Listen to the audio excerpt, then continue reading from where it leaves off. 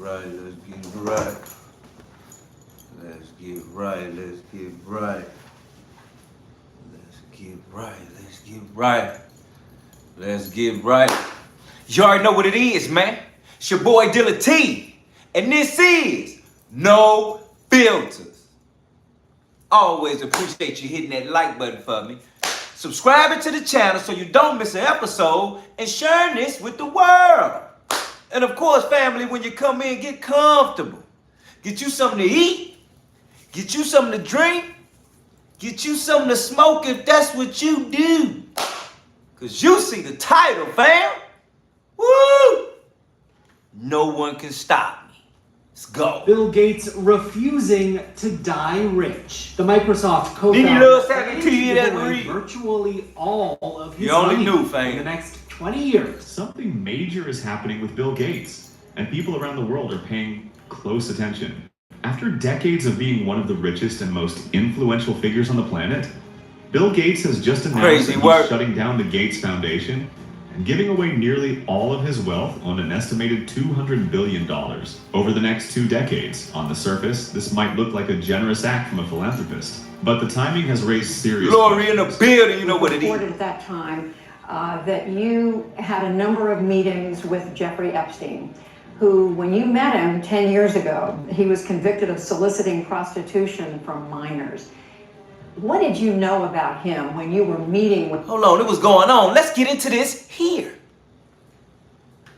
Bill Gates refusing to die rich. The Microsoft co-founder planning to give away virtually all of his money in the next 20 years. Something major is happening with Bill Gates, and people around the world are paying close attention. After decades of being one of the richest and most influential figures on the planet, Bill Gates has just announced that he's shutting down the Gates Foundation and giving away nearly all of his wealth on an estimated $200 billion over the next 2 decades. On the surface, this might look like a generous act from a philanthropist, but the timing has raised serious questions. It was reported at that time that you had a number of meetings with Jeffrey Epstein, who, when you met him 10 years ago, he was convicted of soliciting prostitution from minors.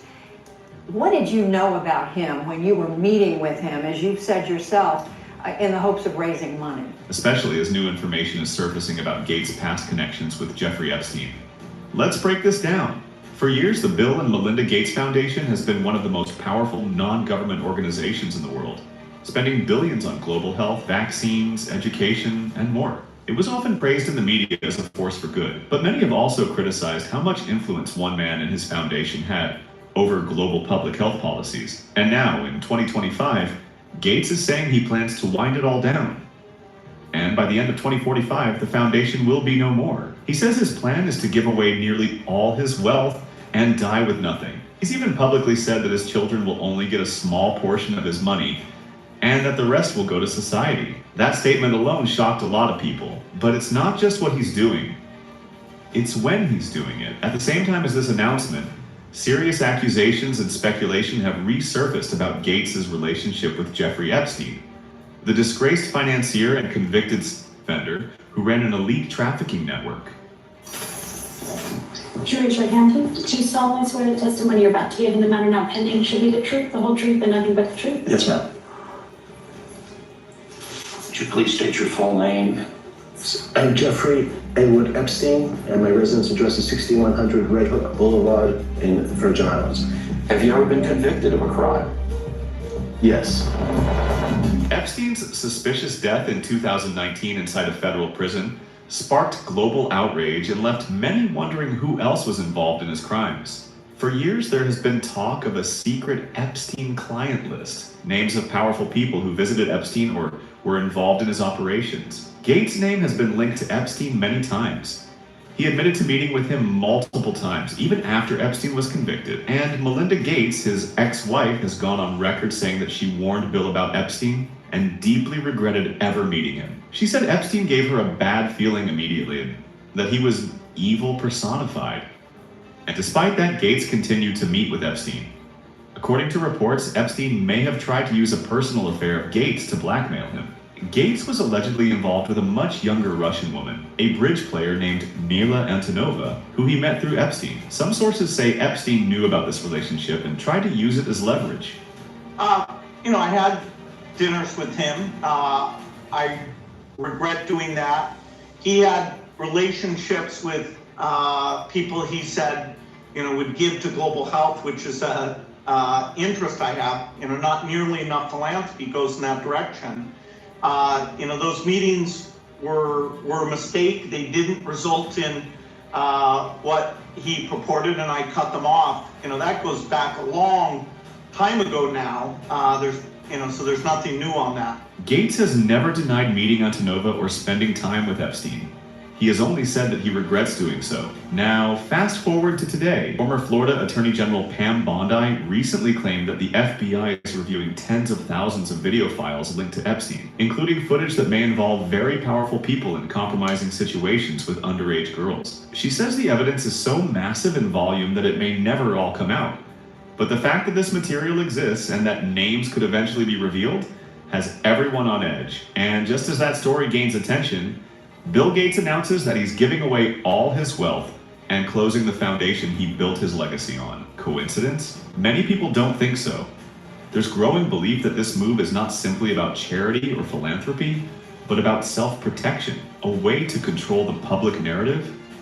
It was reported that you continued to meet with him over several years, and that, in other words, a number of meetings. What did you do when you found out about his background? Well, I've said I regretted having those dinners, and there's absolutely nothing new on that. Is there a lesson for you, for anyone else looking at this?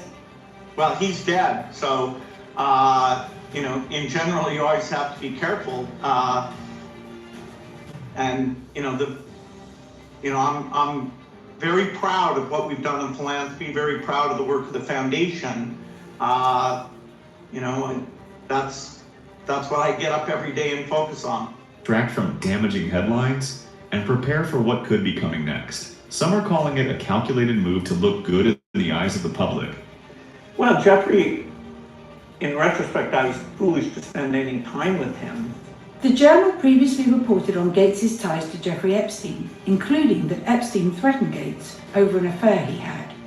The two met a few times, Gates says, to discuss philanthropy. Do you think, looking back at that moment, that you were being played?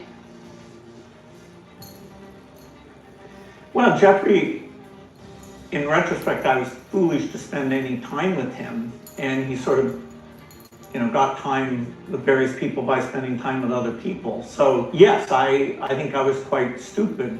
I thought it would help me with global health philanthropy. In fact, it failed to do that, and it was just a huge mistake. Has it made you more wary of connections? Definitely. Are you kidding? Just in case anything linked to Epstein becomes official, even Elon Musk, who's been critical of Gates in the past, publicly stated that Gates was on the Epstein list. Musk hasn't provided specific evidence, but he has repeatedly drawn attention to Gates' ties with Epstein, even mocking him online. Others have pointed out that there are no known photos of Elon with Epstein, while there are confirmed photos of Gates visiting Epstein's infamous mansion in Manhattan, a place known to have hidden cameras recording almost everything. And there's another thing. When Gates was asked by a reporter about Epstein's death, his reaction was strange. He smirked and said, "Well, he's dead, so you always have to be careful." Jeffrey Epstein discovered that Bill Gates had an affair with a Russian bridge player and later appeared to use that knowledge to threaten him, according to people who are familiar with the situation. Here's how it started. Around 2010, Gates meets this 20-something bridge player named Mila Antonova, and they have an affair. One of Gates' advisors introduces her to Epstein in 2013, according to documents they viewed. Epstein later pays for her to go to coding school. Now, Epstein also has this idea for a multi-billion-dollar charitable fund that would pool money from the world's wealthiest people. He had two reasons for this, according to I people understand, who Nene. thinking. Get better, One, you hear me? he could make millions off the Praying fees for it you. collected, and two, it would rehabilitate his reputation after getting out of prison for in 2009. Epstein wanted Gates to participate, so Epstein tries really hard to get in with Gates. For example, Epstein has meetings with Gates and the Nobel Peace Prize Committee chair to try to help Gates win one. Eventually, Gates starts to distance himself from Epstein. The charitable fund never happens. That line has been repeated online over and over again. People couldn't believe that someone as media trained and powerful as Gates would make such an odd and cold statement.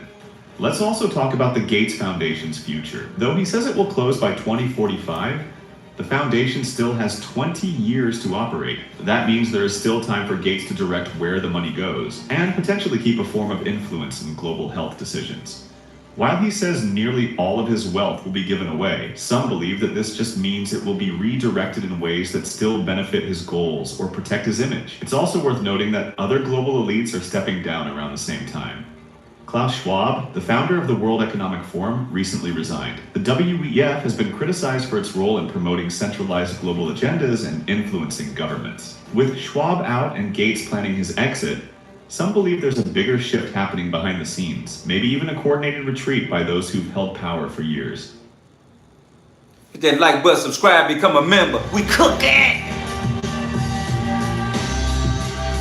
Investigative journalist Li Fong wrote yesterday, Epstein sent many rambling emails suggesting projects with Bill Gates. Asked to prep presentations for new Gates-backed foundation, $100 million minimum investment expanding on exchanging prior Gates-related interests like vaccines and maternal care. In one of those emails from February 25th, 2011, Epstein reportedly wrote, Gates guy here today, no reporters, I took care of that. Stay calm and focused. We need to speak. I am staying until very late tonight. Seeing Gates read donor on Tuesday, Thursday, Friday, Wednesday set aside for 2-3 hours to discuss exactly this.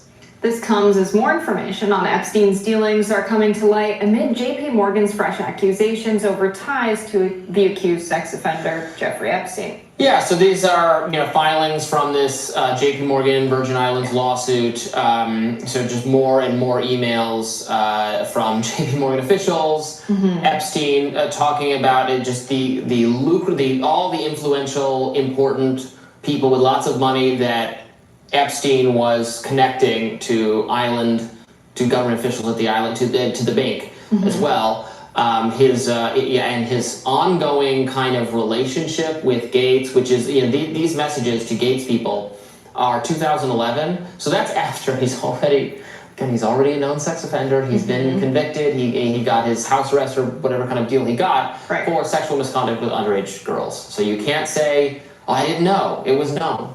It was known by then. There's some joking about Miley Cyrus, who at the time of this is 15. She's a Disney star at the time. So that's a clear inclination of an awareness of exactly the kind of thing Epstein goes for. It's disgusting. Yeah. I think Very disgusting. It's a bit of a lens into what the world is like for bankers in America at the very high level. The emails that Li Fong posted to Twitter, you have one from a Mary goes at jpmorgan.com official email to an unknown person saying, obviously they're at a party. This is, really late at night. The first email is about 8:30. This has turned into a cheesy broker fest. Totally not cool. The only cool people here are at Glenn's table. Same as bat mitzvah. So maybe they've known each other for some time. The response is at 1:20 a.m. Epstein there with Miley Cyrus. And so this is like official JP Morgan emails where this exchange is happening. Was Epstein actually there with Miley Cyrus? We don't know. But the fact that they made the joke shows that these bankers on their JP Morgan emails are comfortable joking about the billionaire being out with young girls. They were comfortable joking about a lot of really sketchy stuff. We've read these emails in the past talking about who's your favorite Disney princess. It suggests a deep familiarity with the kind of bad and illegal stuff that Jeffrey Epstein was interested in and had already been convicted for, would eventually be arrested for again. Right up until the very end, I talked about this several times, but I think it's always worth bringing up, including given her, recent crusade, the higher media profile she has sought for herself as part of the pushback from Democrats on Twitter files and on RFK Jr. Stacey Plaskett, the delegate of the Virgin Islands, has been front and center at these hearings, accusing Matt Taibbi of perjury, accusing RFK Jr. of anti-Semitism. Stacey Plaskett, delegate of the Virgin Islands, trying to get Jeffrey Epstein at her fundraisers as recently as 2018, I believe, the year before he was arrested again and then died in allegedly because of suicide in prison. This was someone with full knowledge and awareness of his wrongdoing, was courting his influence, his access to funds and to important wealthy people. Right. Plaskett, who originally said that she wasn't really aware that he was donating. She was completely unaware of his donations to her campaign. Which, then she had to say in a deposition last month. It's just a lie. Yeah, she was directly in. Yeah, you can see the emails from her team saying, oh, he's going to be there, right? Let's make sure he gets a personal invite. Not just for the political dealings, but was an attorney at the tax firm that worked with Jeffrey Epstein. So even before she ran for public office, she knew Jeffrey Epstein. But then there's obvious documents where she's asking that he be invited to the events. She was clearly aware. Most likely directly had been speaking with Jeffrey Epstein. And Jeffrey Epstein, had his own agenda for the Virgin Islands. He wanted the sex offender policies of the Virgin Islands changed. Wonder why that could be.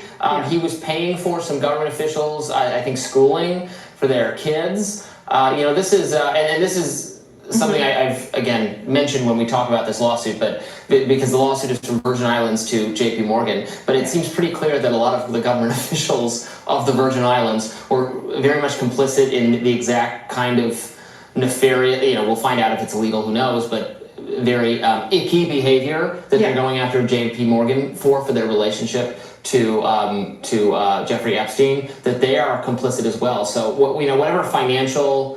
whatever they recoup from JP Morgan as a result of this lawsuit, if this is just, going to build like a nicer, governor's mansion or something or whatever it is in the Virgin Islands, that'll be pretty ridiculous because they're all over this too. So it is the victims of Jeffrey Epstein who need to be made whole again, not powerful people who were well aware of this pattern of abuse for 15 years. Or maybe, do the job of passing some anti-corruption legislation. Not only was Epstein donating to Plaskett's campaign, there was an email where an aide wrote to Epstein to confirm that a $13,000 corporate donation planned for the Democratic Party, not the Plaskett campaign, would be made, quote, for the benefit of Stacey Plaskett. So this exceeds the amount that you can donate in an election cycle to an individual candidate. And this shows the kind of shady dealing that goes on between very rich donors like Jeffrey Epstein and PACs or political campaigns, right? You're circumventing FEC regulations by saying, I'm giving this money to the Democratic Party because I can give an unlimited amount, but I'm letting you know that this needs to go to the benefit of Stacey Plaskett, which is not a decision the donor can make. That's a decision that the party needs to make of what to do with that money. And so that's a pretty damning facet of this whole expose as well of what's going on in the Virgin Islands. And, she's a delegate to Congress and she's risen to a pretty prominent position as well. Yeah, she's been all over, as I said, the Twitter files hearing. She grilled Taibbi and Schellenberger. She accused Taibbi of making up, of getting things wrong and way overplayed her hand there. And then at this RFK Jr. hearing last week, she was one of the people, saying things that I don't think, that I think are exaggerations and mischaracterizations of what RFK Jr. said. She's positioning herself as very much part of the Democratic, establishment, pushing back on people who are questioning government abuse related to social media and speech and all sorts of other things. But she has, some things to be looked at for. Yeah, podcaster Joe Rogan actually suggested that Bill Clinton was blackmailed by Jeffrey Epstein, who hung up a painting of Clinton in his home. Let's watch this. Why do you think Epstein had that giant painting of Bill Clinton in a dress in his foyer? Dude. Do you know that picture? Yeah. That painting? Epstein's taste in art was not great. Like, if you look at the shit... No, that was great. That painting is like, I got you, bitch. That's what that is. Oh, right. You got... I'm going to see if I can put the painting up on screen. What do you think about the blackmailing of Bill Clinton? So I love the way the response goes by his guest there on the podcast, so Joe Rogan, because it wasn't like, yeah, Jeffrey Epstein and Bill Clinton were obviously very close for him to have this painting commissioned. It was, you know, his taste in art's pretty bad. I wouldn't want Bill Clinton in a dress on the wall. It's a hilarious response. Well, it's not, so let's put it, so there it is. Yeah. So it's not actually, I don't think, so Bill Clinton, forgive me if I'm wrong, he didn't pose for this. Somebody else posed for it and it was painted, and then they just painted it to look like Bill Clinton's face. So the idea that, you know, I don't think this is evidence of his being black. Like, it was public knowledge, this painting, well, I guess it later became public knowledge, but it's not, he wasn't trying to, Bill Clinton was like trying to prevent this painting from getting out or something. Like, he didn't pose for it. It was just like anyone could do this. And so as evidence of blackmail, I don't know that it really amounts to anything. No, personally. But hilarious. Hilarious nonetheless. Hilarious. It's giving, you know, it doesn't sound right because the client is Jeffrey Epstein, but paint me like one of your French girls. Yeah. But it's a whole different connotation given the Epstein situation. I think the documents that are coming out, thanks to them looking into this JP Morgan case, are fascinating because we also have documents coming out alleging that Jeffrey Epstein helped connect JP Morgan to high-profile clients, like the Google co-founder Sergey Brin. I think there's just going to be more and more stuff coming out because a lot of these documents are going to be, you know, disclosed to the public thanks to this case. Yeah. Well, we'll continue to follow Don't get it twisted. And we'll have more Rising right after. You're here with your boy Dealatofficial and my family, and this is No Filters. Hit that like button, subscribe, become a member today. We cooking! Play devil's advocate for some of these people who would be on Epstein's list, and you brought this up earlier, but like, theoretically, if I'm a Bill Gates and this guy has access to all of these people and I'm concerned with wealth, I guess he's already been convicted of the pedophilia, so even associated with him is crazy. But theoretically, it's like, well, he can connect me with that billionaire and that billionaire and that. Well, that's what happened in Bill Gates' case. So Bill Gates, if you guys remember, well, it's complicated. There's a lot of reporting about it, but allegedly, you know, he would use Epstein for marriage advice and things like that. That's too old. Yeah, that's you know, I mean, actually, this is important on the Bill Gates story. Melinda Gates divorced him over the Epstein thing, and is that confirmed? That's what she says. Okay, well, that's what she said. I would say that too. But guys, let's stick with that, because here's the thing. It had to be bad because Bill Gates was an obvious philanderer for over 20 years for their entire marriage. Yeah. So what was worse than that to get you to divorce him? Yeah. There had to be something. I think there was something sketchy that she found out. Like, look, maybe she was just appalled by all the reporting, but she knew. Look, everybody at Microsoft knew that Bill Gates was having affairs. This is already documented. It's out there. Like, in terms of his conduct with women over the last 20 years. Yeah, so it can't have been as bad as... To the point where you're saying, there's an income level where it's like, come on. They're multi-billionaires. I mean, come on. They probably are not even in the same country, right? They're both like vast estates that can just move around on private jets. So... Again, oh my God! I did not like that. Yeah, this is Melinda Gates. I did not like that he had meetings with Jeffrey Epstein. Right. No, I made that clear to him. He was abhorrent. He was evil personified. My heart breaks for these women. Yeah, I guess you got to say that. Yeah, but it's one of those things where there might be something else. How do you feel that? Yeah. Do we know the first time? What's the gap between the divorce and the first time this guy meets Epstein? Because I think there's like 12 years where Melinda could have left. Yeah. Do you not like that it got out? Well, that's part of it. I mean, so if you don't like that it got out, you should know. I do not know. You should know. I think she could have left earlier. She was so bothered by it. I think what Alex is saying, maybe she didn't know. I think she didn't know. Because all of the stuff is about his commitment. And I think actually she may know even more than we all do about what was going on in some of those rooms. Wait, why? Well, maybe it's like she asked him to come clean and he came clean. Or maybe there's some stuff in court documents and lawsuits and others that have been alleged against him that, again, could have been cash and like we have no idea. It was like billions. I mean, we can look at it. It's going to be billions. Yeah, it's going to be billions no matter what. So it's... what was it, 40 billion, something like that? Maybe 50? And control of the Bill and Melinda Gates Foundation. They agreed to continue those two things together. So there's something going on. That's all I'm saying. All right. 12.5 billion grand for her philanthropic work. Can you just show more? Maybe I'm thinking. Melly Mel. Oh, they had no prenup. They had no prenup. Division of large. No matter what. Right. Yeah. She was gonna get it no matter what. Okay. Right. So anyway, my thing is like, why now? I just think again, she knew about his cheating. Like they had to be worse than that. I don't really know what it was. Or just public. Or public. It's possible. But Bill Gates met with Epstein because he was trying to win a Nobel Peace Prize. Bill Gates wanted the Nobel Peace Prize for the Bill and Melinda Gates Foundation. Epstein's like, oh, I can make that happen. And why? Like, that's the questions. Like, why even after being a registered sex offender? Like, Andrew, you and I are in a weird position. I'm sure all of us as public people, we get invited to dinners like all the time, right? And I very rarely go because it's like annoying. Yeah. But I used to go. But like, what I always do is just a cursory Google search, right? And if somebody invited me to dinner, and he was a registered sex offender, which was one of the very first things going to pop up, I'm not going. But George Stephanopoulos went. Bill Gates went.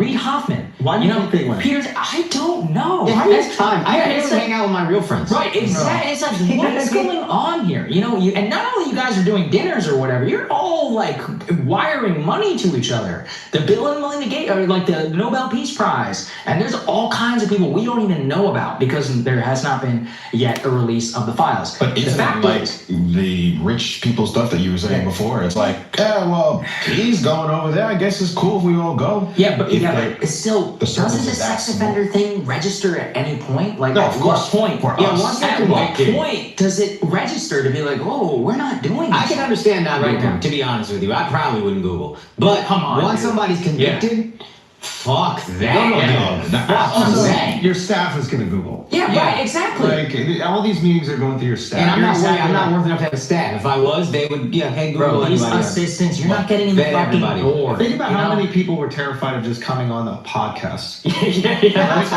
Almost terrified to come on a podcast, right? You have some of the most powerful people in the world that are going to meet up with a convicted pedophile. Right. Yeah, you know what's going on. You know. Yeah. But you said in the 90s it was already common knowledge that he likes them young. So but there's a big difference being a registered sex offender. Yeah, there's a plausible deniability before that. But they all rationalize it. I'm sure their staff says, look, he was given such a light sentence because it was kind of bullshit. The charges were trumped up. You know that the girl was underage. And so the whole thing was overblown, and you're about to get $2 billion in a Peace Prize in your foundation. Yeah. And then you go, all right, for $2 billion, I can have a closed door meeting with the guy. It's the weirdest thing. It's the reputation laundering. Like, again, we're talking about Bill Gates. We're talking about MIT. We're talking about the Ivy League universities. We're talking about some of the world's most professional and smartest scientists who are going over to his house for dinner, who are, accepting grants for his work at the MIT lab, all of this is post-conviction. Guys, you don't just give money to MIT. They have enough money, they don't just take it from anyone. They do extensive background research to make sure that you can put your name on something and they know what's happening. Well, I have a friend of mine who has a real estate fund or whatever, and he got investment from these institutional places like MIT and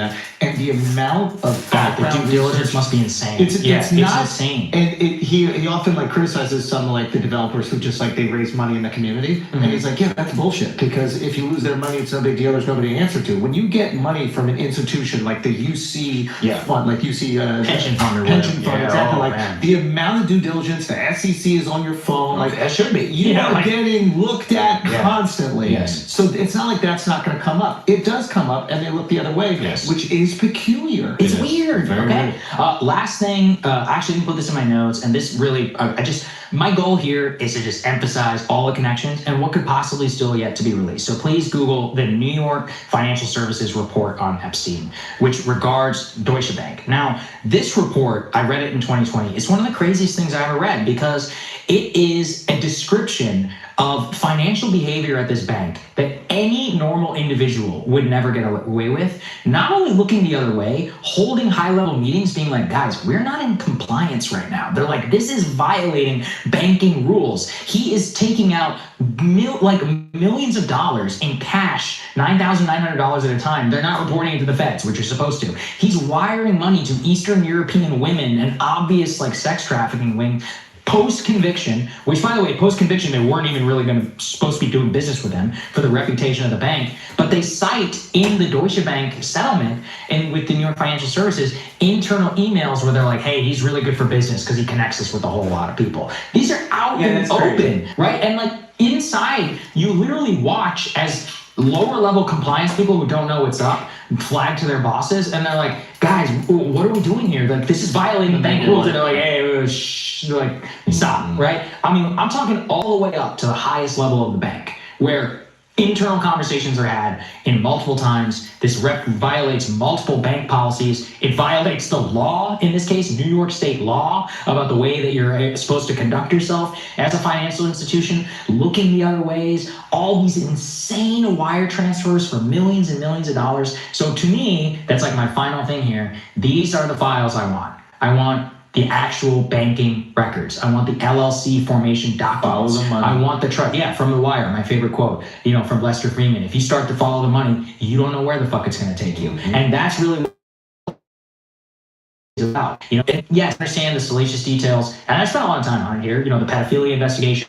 and all of that, but it's secondary to the level of influence that he had. And to the extent that it mattered because he was so important in some respect that everyone was either able to look the other way or enable it or empower it, and to make it happen in such a systematic way that involves all the world's most powerful elite. So that's my final thing, is release the Epstein files that actually matter and show us who he was. It's not just about intelligence, it's about the financial network. And the reason I think that it's being covered up here is because it does implicate everybody. I think it implicates multiple governments, specifically the Israeli government. I think it also implicates the United States government. I think it's very uncomfortable for the world's richest and most powerful elite. It shows, and you know, in the Bush administration, it shows the Trump administration, it shows the Biden administration who sat on some of these. You know, some of the most powerful and influential people in the whole world. It's not necessarily that they're on tape, but perhaps they're financially entangled. Perhaps the tapes were used, you know, at a time. And that's, I think, the most disappointing thing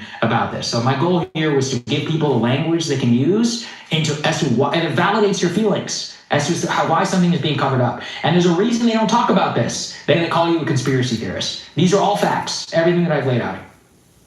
Woo! Hit that like button, subscribe, become a member right now and understand what's going on. Hold up, let's get right up in here, because I don't think you understand what's going on. You in here with your boy Dilla T and my family. This no filters. Hit that like button, subscribe, become a member today. We cooking in here. Clearly you see who we cooking. Clearly you know who it is. We know it's a duck now. Okay? So clearly we heard inform, understand, and be aware. Bill Gates. The only difference between Bill Gates and everybody else about the Epstein file is that he didn't even deny that he knew Epstein. He didn't deny nothing. He just said, yeah, I wish I would have never met with him. Yeah, when I found out he wasn't right, I wish I wouldn't have done it. But that happened when it happened. Ain't nothing new come out. Nothing new has come out. So he's trying to validate the situation. He stood on business saying, well, yeah, I knew him. We met, we sat down, we talked business, but nothing good meeting him came from me from the global health situation. So that's a little funny right there, because we further know that they just said Bill Gates was dealing with an underage girl. So it don't matter about no damn Epstein. You caught with the girl. Stupid. We know you on the list. You met with him and you was with a girl. Dumbass, you told on yourself. And the funny part is, Bill Gates was about computers, and then they called him philanthropist. And then he tried to downplay being a philanthropist and not really having money in philanthropy activity, right? That's what he's trying to do. Stay with me, fam, because we about to cook him tonight, Lori. He started as a computer guy, became a billionaire. Then he started putting his money into other things. Then he started talking about world health, philanthropy stuff, philanthropist level, right? But he talking about he ain't put no money into it. Oh, we're going to break down all the money he didn't put in world health, and we're going to break down what they're trying to do with me and you. But right now, we got a piece of a list. Hit that like button, subscribe. We cooking in here right now. Personal little black. This is Donald Trump's phone number in Jeffrey Epstein's personal little black book from the 1990s. In 2021, Business Insider obtained an address book no one had ever seen before. Jeffrey Epstein got away with what he got away with because of who was in his address book. What's interesting for us about this book is a new cast of characters who we didn't previously know had interactions with or did business with him. While the Trump administration says it won't disclose more files on Epstein, the older address book reminds us of Epstein's vast connections to prominent figures, including Melania Trump's best friend, Christopher Cuomo's wife, and an advisor in the first Trump administration. Our first thought was to just do whatever we could to verify that it was real. We've obtained a copy of an address book that we believe belonged to Jeffrey Epstein, and your name and contact information are listed in the book. I'm a reporter for Insider. I'm just calling everybody who's in this address book who has not previously been publicly associated with Jeffrey Epstein. We need to make sure it was a real artifact that really represented something about Jeffrey Epstein and his connections to people. The story is not one that sounds exactly believable. Someone dropped Jeffrey Epstein's address book in the 90s and now belongs to some guy who was on a farm in Vermont.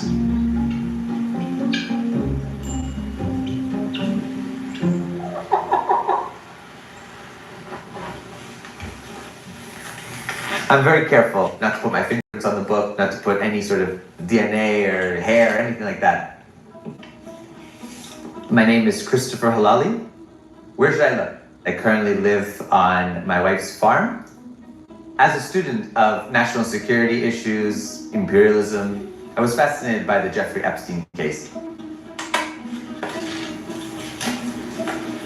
There are names that are highlighted, and I think one of the most notable highlighted names is former President Donald Trump. My name is Denise Andeko. Ta-da! And I believe I found the book sometime in the 90s. Walking along Fifth Avenue, and I just noticed a small black book on the sidewalk. So you're pretty sure that it was somewhere between 54? Yes, it could be here or there. We have spoken extensively with Denise, and we found her story to be credible. I saw the book, picked it up, glanced through it. Damn. It was filled with names like Kennedy, Rockefeller, Trump, etc. And it was like, whoa, this is bizarre. So I kept it for the New York City artifact that it was. Did you know who Jeffrey Epstein was at the time? No. When I rediscovered the book last year, it was like, holy, it's Jeffrey Epstein. A Manhattan billionaire arrested yesterday on federal sex trafficking charges. Accusations from indecent exposure to inappropriate touching to rape. I went to tips at New York Times. I sent something to Rachel Maddow. I just figured nobody was interested. Come the end of November, I really needed brakes for my car and I didn't have enough money. But I thought, what the hell? You Jeffrey Epstein, you pay for my brakes. So I put it on eBay. It was right there for everybody to see. Most people would think it's a fake or a forgery. I took the risk. When I received the book in the mail, my heart was nearly jumping out of my chest. I felt like Indiana Jones. It's a dark book. It's a book that I think has a lot of suffering behind it, a lot of pain, a lot of evil, some would say. I felt that it was important for people to see who Epstein knew and what sort of network of power was behind him. Right now I'm packaging the book for forensic analysis and handing it off to a team of journalists. If it comes back and it's not authentic, it's a pretty awesome forgery, I have to say. One of the moments in the public waking up to the magnitude of his crimes was the publication in 2015 of an address book belonging to Jeffrey Epstein. And what was stunning about it was it contained the names of Donald Trump and Mick Jagger, Prince Andrew, Bill Clinton, and it sort of woke people up to the fact that this was a guy who had access to the halls of power. Our reporting also found about 220 new names that didn't appear in this other address book. If someone were to concoct a fake book to trick journalists, they would start by taking those names from the other public little black book and putting them in this one. So we start by sort of correlating the names, and then we just started calling people in the book whose names have not been previously associated with Jeffrey Epstein. Hello? I'm trying to reach Elena Kayem. Is this she? Hi, I'm calling for Suzanne Urcha. Would you be able to connect me with her? For who? I'm trying to reach Joan Severance. We don't currently represent Joan. The number you dialed is not in service. I'm trying to reach Michael Cutlip. This is he? Elena Barmakova. I'm working on a story about an address book That we believe belonged to Jeffrey Epstein. Do you mind if I'm recording this call? Yeah, I do mind. Okay, give me 1 second. Yeah, I haven't seen this book of Jeffrey since the late 90s. For them to say, yes, I knew him in the 90s, gives credence to the idea that the book is real. It's not the case that everybody who was in his address book was an enabler of Jeffrey Epstein. It's more adding to the body of knowledge to keep chipping away at the mystery. She was not interested in speaking. These are some of the prominent names we reached out to. None of them had ever been publicly associated with Epstein before. Suzanne Urcha, Melania Trump's best friend. She later married Woody Johnson, who now owns the New York Jets. Carl Icahn, special advisor to Donald Trump during his presidency. Christina Green, the wife of Christopher Cuomo. Jill Hart accused Donald Trump of sexual assault. Stephen Ratner led Barack Obama's efforts to resuscitate Detroit. Marty Peretz, longtime mentor to former Vice President Al Gore. Les Gelb was a legendary New York Times columnist. Sandy Warner was the chairman and CEO of JP Morgan until 2000. Billionaire John Katzimatidis, who told us that he offered Epstein a ride. You better hold up in here right now. If you don't like, hit that like button, subscribe, and become a member right now. I'll wait.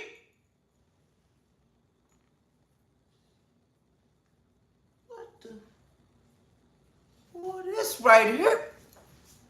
You better.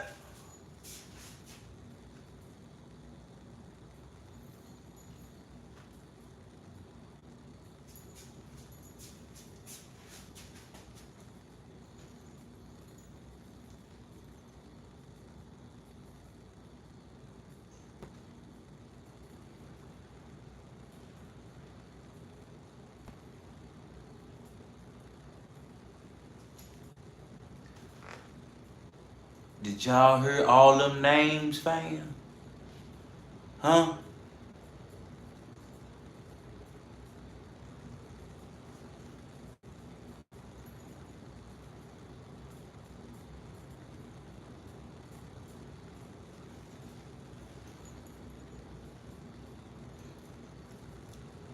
Did y'all hear what they said about them names in that book, fam?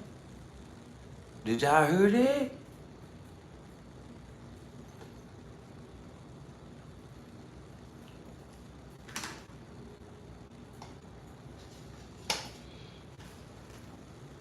I told you to like, subscribe, and become a member because you gonna deal with Dilla T and my fam here at No Filters. I'm trying to tell you, you gonna find out right here what to do. Right here. You should like and subscribe. You should become a member. No, for real. I wasn't playing about when I told you what I told you when I was in the garage. Y'all remember when I was in the garage? I told you. We gonna get the list.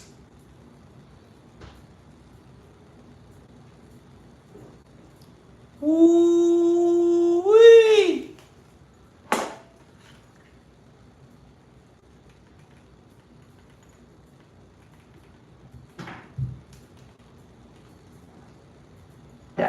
Urcha, would you be able to connect me with her? For who? I'm trying to reach Joan Severance. We don't currently represent Joan. The number you dialed is not in service. I'm trying to reach Michael Cutlip. This is he? Elena Barmakova. I'm working on a story about an address book That we believe belonged to Jeffrey Epstein. Do you mind if I'm recording this call? Yeah, I do mind. Okay, give me 1 second. I haven't seen or spoken to Jeffrey since the late 90s. For them to say, yes, I knew him in the 90s, gives credence to the idea that the book is real. It's not the case that everybody who was in his address book was an enabler of Jeffrey Epstein. It's more adding to the body of knowledge to keep chipping away at the mystery. She was not interested in speaking. These are some of the prominent names we reached out to. None of them had ever been publicly associated with Epstein before. Get your pen and paper. Suzanne Urcha, Melania Trump's best friend. She later married Woody Johnson, who now owns the New York Jets. Carl Icahn, special advisor to Donald Trump during his presidency.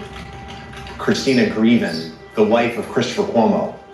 Jill Hart accused Donald Trump of sexual assault. Stephen Ratner led Barack Obama's efforts to resuscitate Detroit. Marty Peretz, longtime mentor to former Vice President Al Gore. Mama K, we got the list. The legendary New York Times columnist. Sandy Warner was the chairman and CEO of JP Morgan until 2000. Billionaire John Katzimatidis, who told us that he offered Epstein a ride and Epstein sent him a 3-foot bottle of champagne and thanks. And this just goes to show that in the 1990s, he was sort of cultivating a much larger orbit that we can see evidence later on.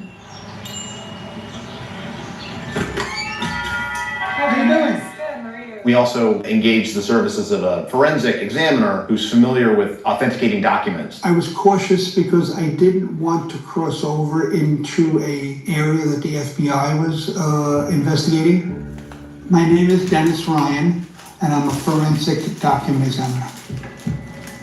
I'm confident that the book is probably circa 1995 to 2000. One of the factors was the Gestetner imprint that's on the velo bind.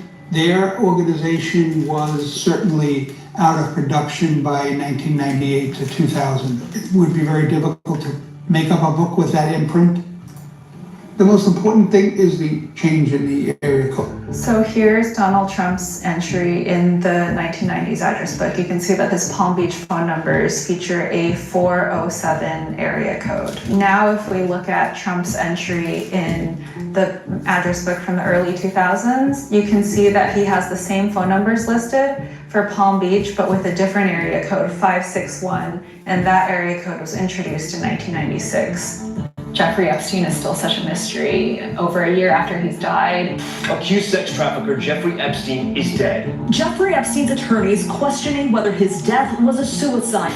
I think my biggest takeaway is that Epstein had an extremely large sphere of influence, and we're not even sure about the true extent of it. I think this book elaborates on that in a different era, a different time, and with some different people that we didn't know were a part of that circle that eventually became a part of the reason that Jeffrey Epstein could get away with raping and abusing women and girls. And I think it's important to keep in mind how power is able to avoid accountability. And the more we can remember what Epstein's actions represent, the more we can prevent people from escaping accountability now and in the future.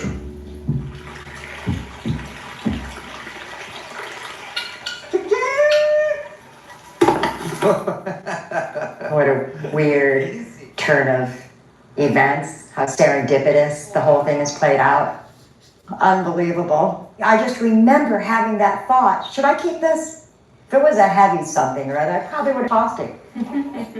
I think it's an interesting story, you know. One book with the FBI, one book on the farm. It's fascinating.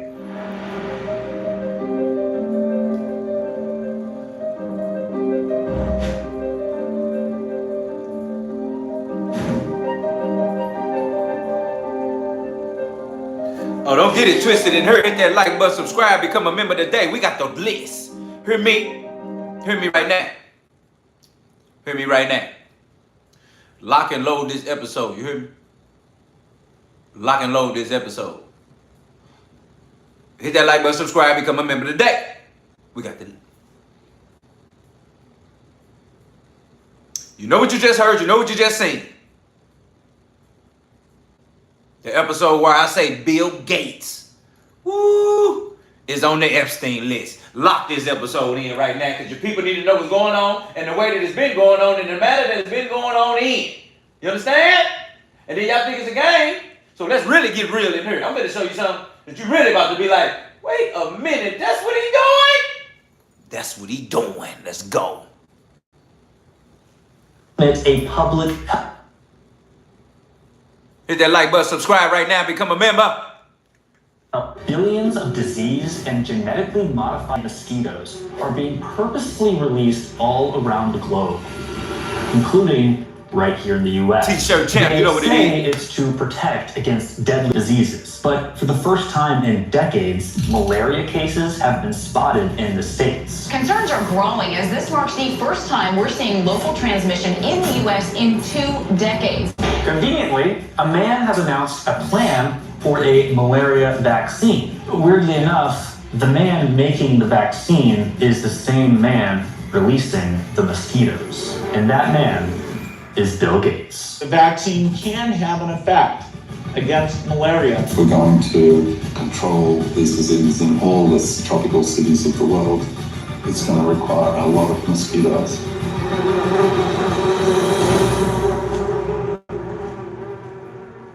This story is being hidden and suppressed by mainstream news outlets. So-called fact checkers are blatantly lying, and I'll prove it here in a second. I can't say exactly why these news outlets are lying about this story, but Bill Gates' generosity... Get your damn eyes and ears on it now! You see what's going on here? This ain't no game. This shit'll kill you. And you the test dummy they playing it on.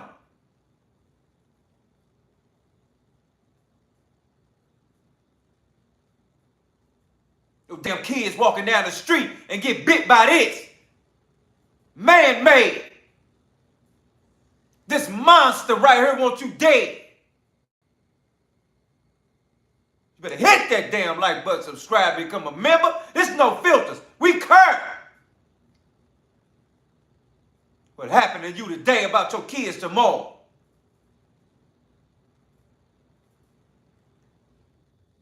Billions of diseased and genetically modified mosquitoes are being purposefully released all around the globe, including right here in the U.S. They say it's to protect against deadly diseases, but for the first time in decades, malaria cases have been spotted in the States. Concerns are growing as this marks the first time we're seeing local transmission in the U.S. in 2 decades. Conveniently, a man has announced a plan for a malaria vaccine. Weirdly enough, the man making the vaccine is the same man releasing the mosquitoes. And that man is Bill Gates. The vaccine can have an effect against malaria. If we're going to control these diseases in all the tropical cities of the world, it's going to require a lot of mosquitoes.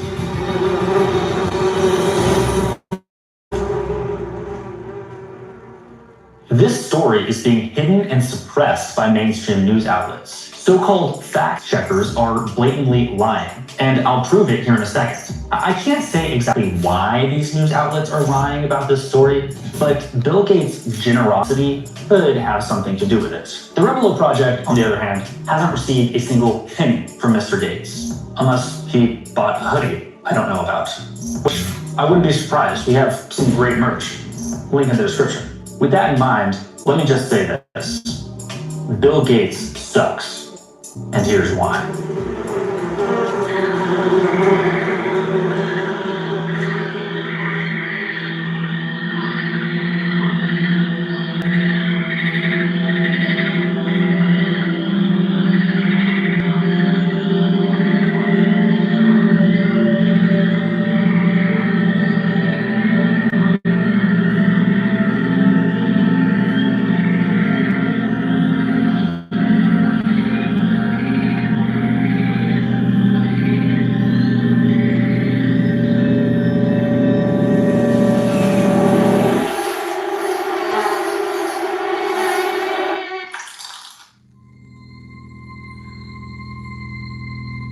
Bill Gates is the largest funder of trying to find these viruses in remote caves and bring them to big cities. For the first time in 20 years, local malaria cases have begun surfacing in the US. At the release of this video, there have been 8 locally acquired malaria cases in the States. The Department of Health issued a statewide mosquito-borne illness advisory after confirming more cases of malaria. These malaria cases only popped up after a tech company called Oxitec released billions of genetically modified mosquitoes into the wild. Oxitec's lab, where tiny eggs are injected with a modified DNA strain, ultimately producing mosquitoes that have what's called a self-limiting gene. Malaria in the US is extremely rare. It's also extremely deadly. It's so rare and deadly that just these 8 cases have prompted the Centers for Disease Control and Prevention to deem it a public health emergency. And malaria isn't the only once eradicated disease that seems to have made a comeback. In Michigan, 2 people have tested positive for the Jamestown Canyon virus. Some states are reporting higher than usual numbers in eastern equine encephalitis as well. This virus is almost exclusively transmitted through,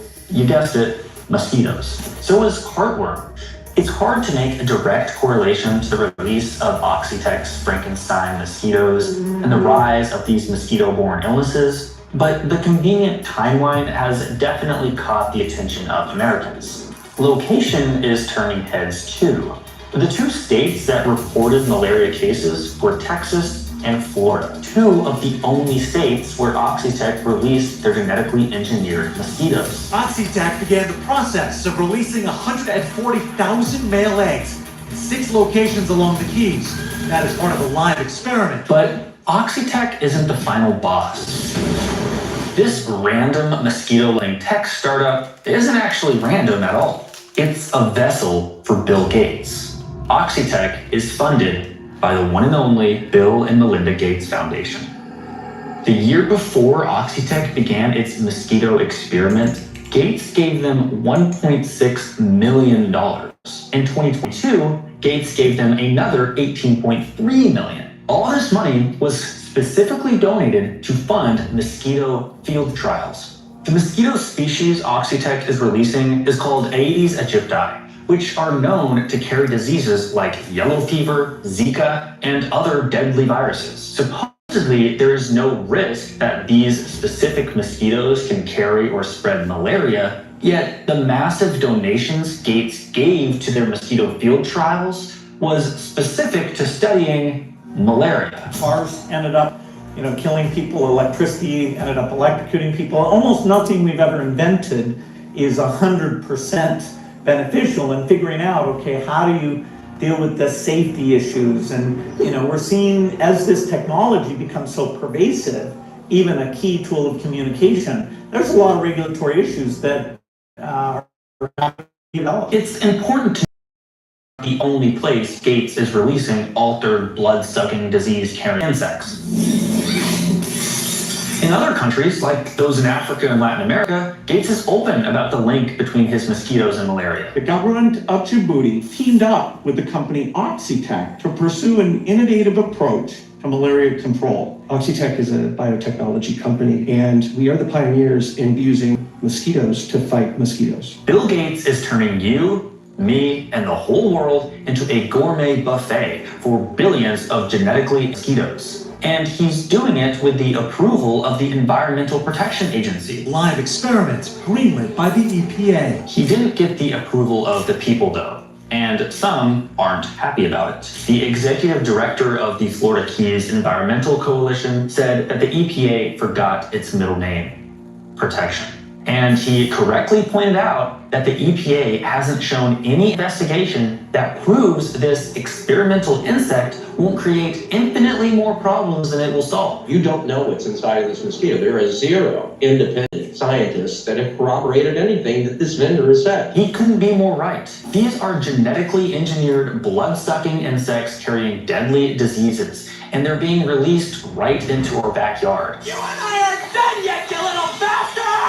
I don't know about you, but this whole story is beginning to sound like the start of a bad apocalypse movie. It sounds like a science fiction movie that I'm going to go to the movies to see. It does. It's not like yeah. Jurassic Park-ish, and you have these like genetically modified mosquitoes pitted against these wild like mosquitoes. Just listen to what I'm about to tell you. Oxitec genetically engineered male mosquitoes with a genetic kill switch, so that when they mate with the wild female mosquitoes, their offspring inherits the lethal gene and cannot reproduce or survive in the wild.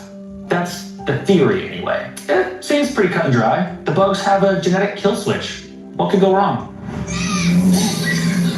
Well, let's look at how this supposed kill switch works exactly. Oxitec engineered the mosquitoes to die in the absence of tetracycline, an antibiotic which is given to them in the lab to keep them alive just long enough to breed in the wild. The scientists designed them this way, assuming that the mosquitoes wouldn't have access to the antibody outside the lab. Basically a failsafe to ensure that mosquitoes don't survive in the real world and cause any unforeseen problems. But life finds a way. Get this, the antibiotics that the mosquitoes need to survive are known contaminants in bodies of water worldwide. This may sound like an alt version of the plot to Resident Evil, but I swear I'm not making this up. The EPA even acknowledges this. They've actually restricted the release of these mosquitoes near areas likely to have the antibody in the water. Oh, and just to add to the doomsday feel here, the experiment mosquitoes are called OX5034. And here is what the EPA says the potential risk of OX5034 finding in the female mosquito offspring survive. They're restricting the release within 500 meters of potential antibody sources. 500 meters? There are only 500 meters between us and the survival of genetically modified mosquitoes? They go on to admit that there is, quote, a remote chance that they'll find the antibody in the wild and survive the mosquito lethal trait. Calling it a remote chance is very optimistic. There is already historic precedent to suggest that there is a very good chance these mosquitoes can easily travel way further than 500 meters after their release. And the government already knows this. They know this because they've already tried it. This mosquito obsession didn't start with Bill Gates. It started with the US military. Here is a FOIA request for an operation called Big Itch. And Ready in the building where you been, fam. You remember, you know what it is. I appreciate you pulling up, get comfortable. Like Operation Dropkick and Operation Quick Henry, which I've submitted FOIA requests for already. But right now we're going to focus on Operation Big Buzz. In 1955, the United States Army conducted an experiment called Operation Big Buzz. The goal was to find out if releasing disease-carrying mosquitoes into a population was a feasible method of entomological warfare. Entomological warfare is a form of biological warfare that uses bugs. To test their theory, the military dropped hundreds of thousands of uninfected mosquitoes into Savannah, Georgia, and tracked who they bit, if they reproduced, and how far they traveled. I could go on forever about the US government's obsession with mosquitoes. You know, the like crazy part about this, several Freedom of Information let's break down Act 2 seconds. What happened? You know, hit that like button, subscribe, become a member right now. Hear me. What's funny about this is that, like he just said, they're using Africa, places like that to even experiment. And then the funny part, he comes over here and have these seminars where he's talking about the experiment on these people. And then he has a whole seminar about decreasing the population. Oh, y'all ain't even got what's real. I'm gonna show you the latest on this malaria in Africa, and how they got doctors over there brainwashed thinking they experimenting to see how to help them, when really they experiment to see how to get rid of them. Let me say that again for the dumbasses in the back. They literally experiment on these people to get rid of them. Because you telling me you and I should be trusting the government, or not government, Bill Gates, to tell you that they can inject a mosquito and whatever that mosquito needs is never in the land. It's only in the lab. So if the mosquito gets loose, he's going to automatically die because he has nothing to feed on, because that stuff is locked up in the lab.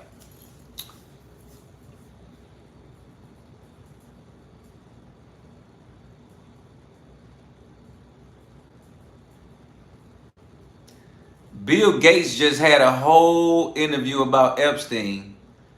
Told you that he met with him, wish he hadn't, said that he shouldn't. Then he said, well, he's dead, so we're very proud of what we've done here with World Health, and we want to just continue to grow on that because I wake up every day thinking World Health. That is this man's response. He said, well, he dead and that's it. That's exactly what he said. So I'm just saying, this is a computer guy turned billionaire, philanthropist turned into medical health, world health. How is a computer guy turned into world health? You coming up with stuff to kill me and my kids every day. And y'all looking at this as world health to help? When he continues to have seminars, continues to fund companies that's injecting mosquitoes with killer poison to kill you and your family. Today.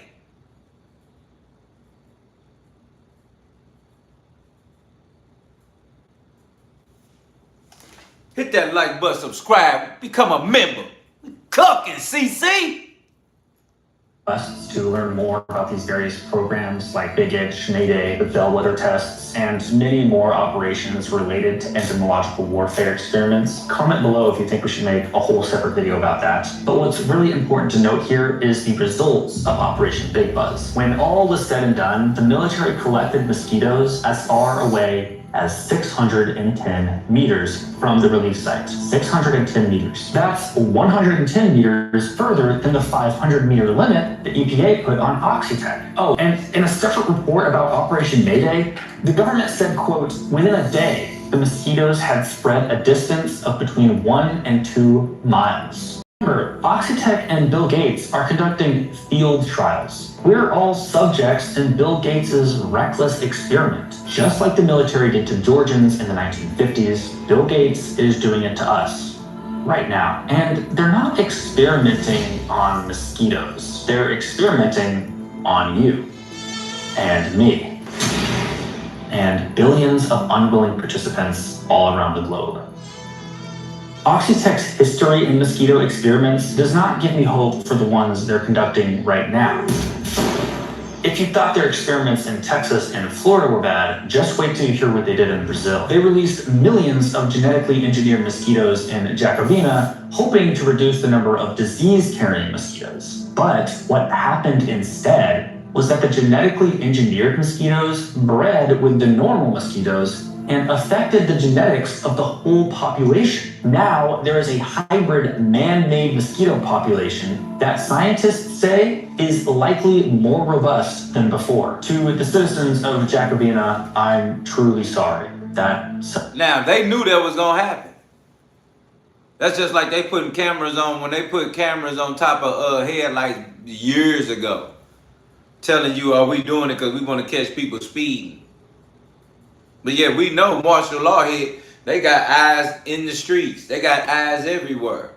They tell you we doing this for this good reason, but we know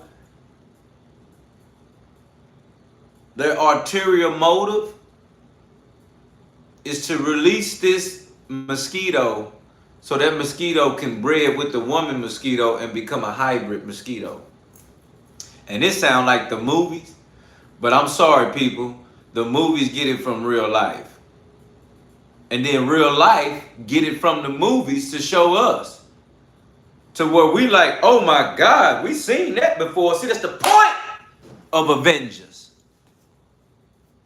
That's the point of Marvel. They need to continuously put this in your eye, in your pupil, in your conscious, subconscious as well, for you to become comfortable. Just like you can see Charlie Kirk get hit from afar. But yet, people in my community and other places that are not have seen people get hit every day. Shots fired, man down every day. It became so comfortable that it don't affect nobody. And for those that it haven't been comfortable with, those are the people they targeted. The people that's lacking knowledge. The people that act like they don't know. The people that's just like, oh my God, I didn't know that was happening. It looked like it. It talked like it. It walked like it. But I still don't know what it is. Those are the people they targeted. The people that still don't believe what's in their damn face.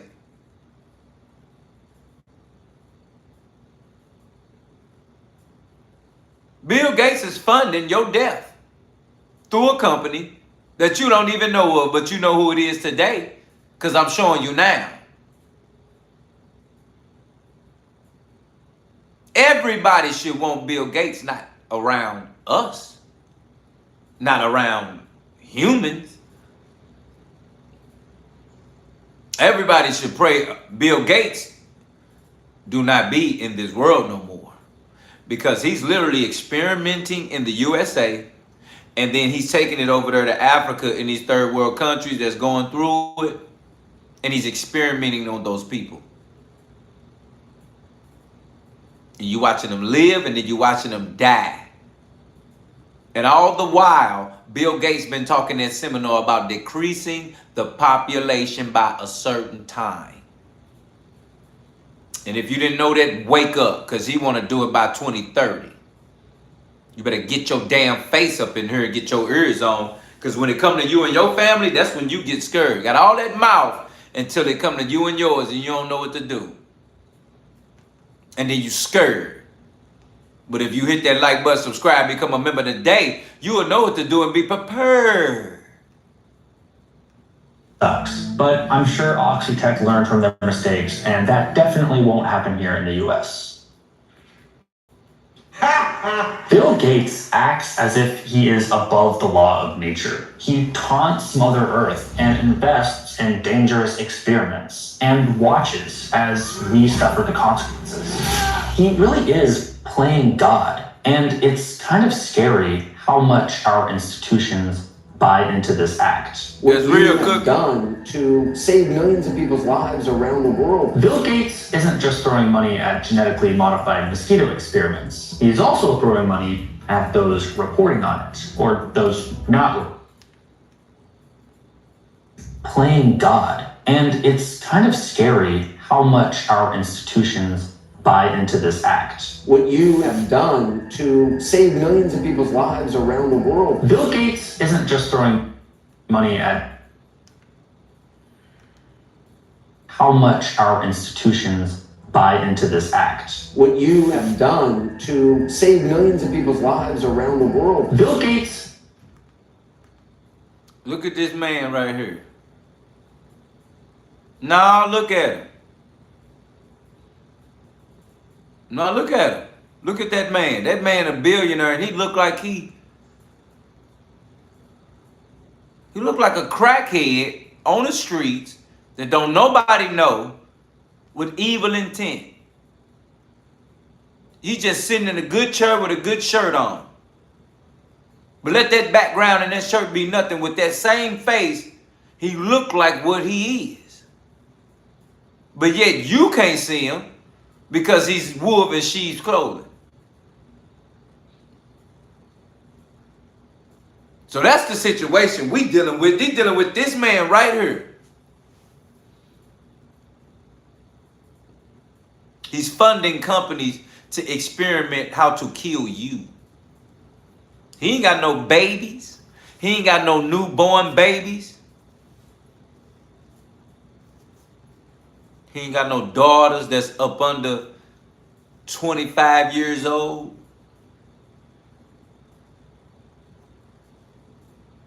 Let me say that again. He does not have daughters that are under 25 years old. He does not have a baby, boy or girl.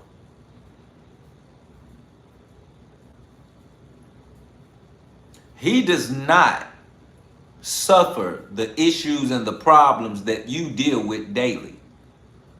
Not at all.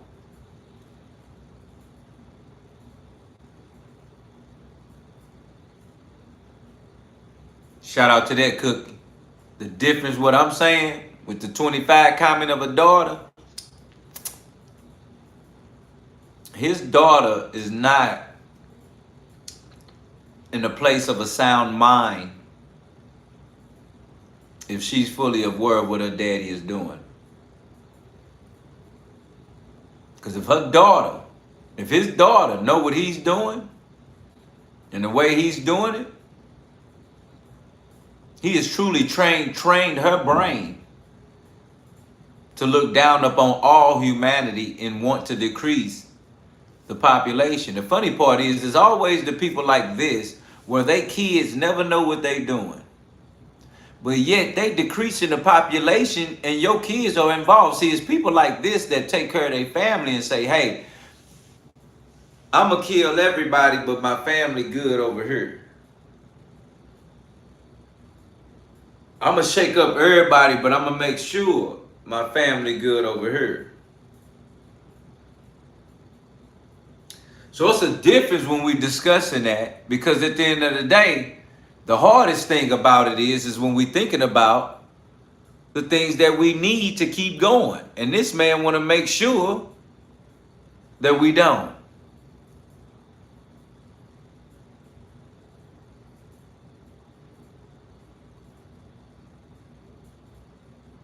I don't have time for this.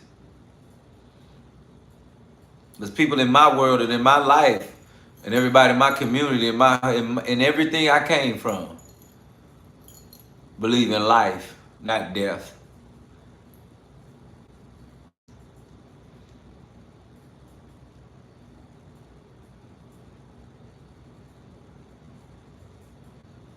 So it's a difference when we're talking about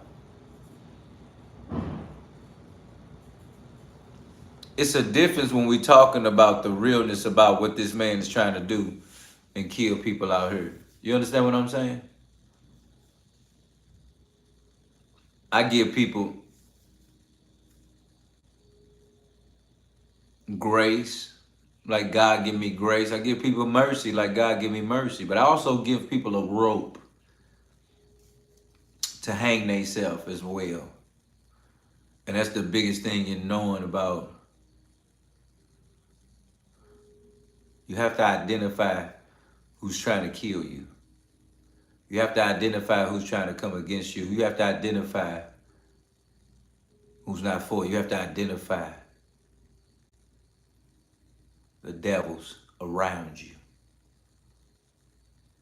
Let me say that again for the people in the back. You have to identify the devils around you. This man comes as light, but he is darkness in every way. Bill Gates wants to kill you and your family.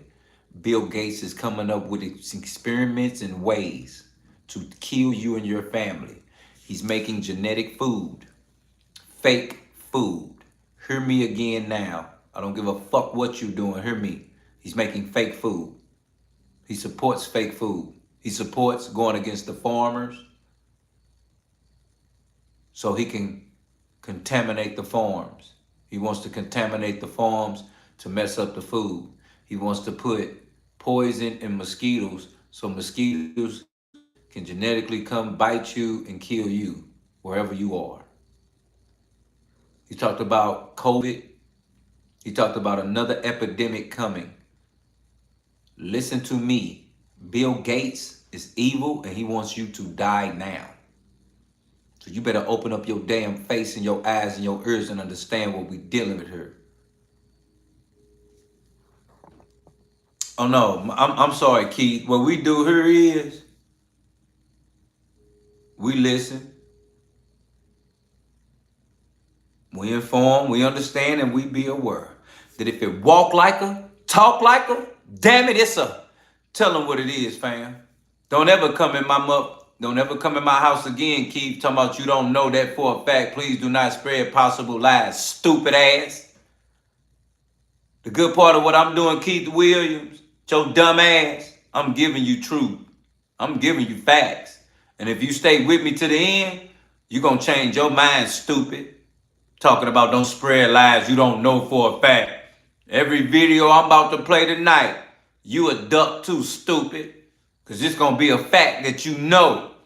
Because he said it out his mouth.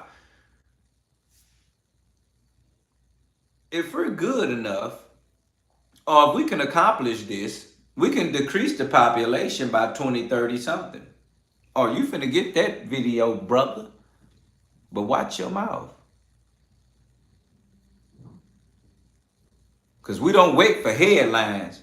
We read in between the lines. Let me write that down for somebody dumbass that didn't hear what I just said. I said, we don't wait for headlines.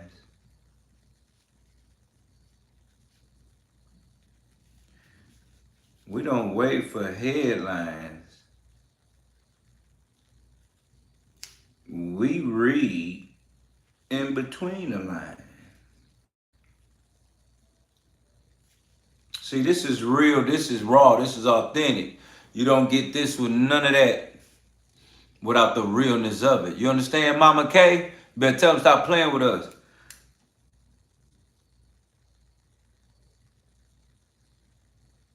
Oh, Keith, I'm letting you live in here right now. So, you know, it's cool. We don't wait for headlines. We read in between the lines. Okay? So, because of that, you're able to go to the No Filter store and purchase these authentic No Filters threads that lets you know every day you walk around, you have family with you. You have the whole family with you when you put this No Filters on. You understand me?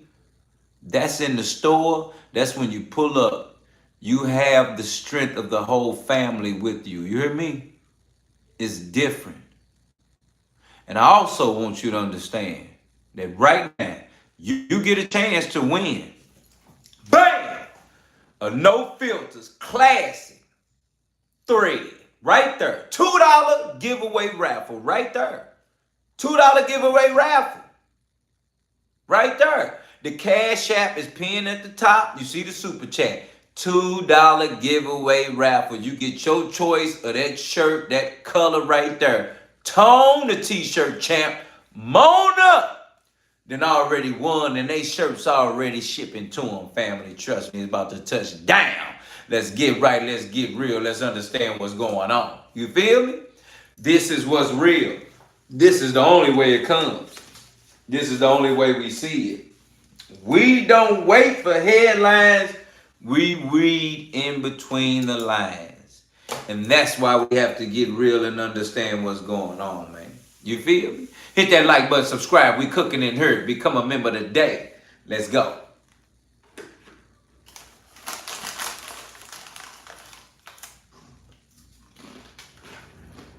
Isn't just throwing money at genetically modified mosquito experiments. He's also throwing money at those reporting on it, or those not reporting on it. A 2021 investigation by Mint Press revealed that the Bill and Melinda Gates Foundation has donated over $300 million to legacy news outlets. These outlets include NPR, CNN, The Atlantic, NBC, PBS. The list goes on. And that's only the US-based outlets.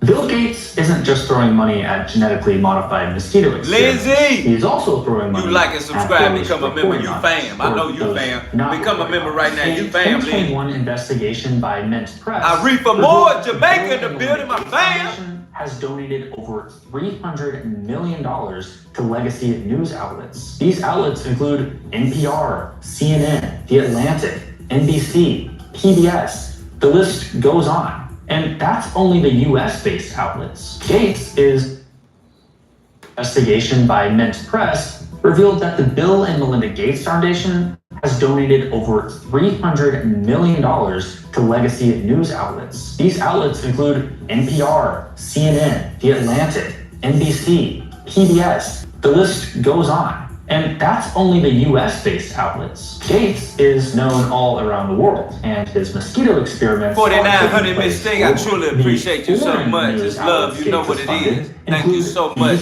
with the $10 donation in the cash app. Newspapers in France, Germany, and Spain, and so many more. Oh, and The Guardian, which in 2003 unironically called Gates Saint Bill. And it seems like the mainstream media will do anything to protect the sanctity of Saint Bill. Look at this AP News fact check that says Bill Gates isn't funding genetically modified mosquito experiments. Yet, Gates' own website lists the exact amount of money they donated to Oxitec's mosquito project. Weird, right?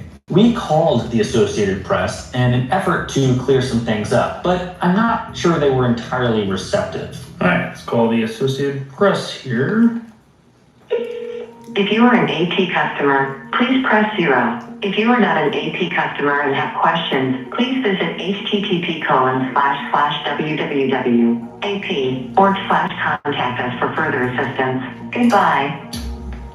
Here we go. I guess I gotta submit a correction through their websites. Be sure to subscribe and we'll update you with any corrections they make to this fact check, if they make any at all. We'll see what happens. The hundreds of millions of dollars Saint Bill is dishing out isn't just going directly to the news outlets. He's giving money to charities closely aligned to the outlets, investigative journalism centers, press associations, and he's putting up money to directly train and teach new and upcoming journalists all over the world. The Gates Foundation has prompted scholarships, classes, and workshops through major learning. See, this is the point of what they want to do. Hit that like button, subscribe, become a member today. This is what they want to do. These people are taking their billions and they are reshaping the world. They're taking their billions and they're saying, hey, we're going to create people and we're going to create the curriculum in people as early as we want. So when you telling me that they sitting there, first of all, they put money behind journalists and people in college to come learn what he's doing. Let me say that again for the people in the back that think it's sweet. Watch your mouth. Because some of you dumbass people in here don't really understand what's going on, do you? You talking to some thorough ass.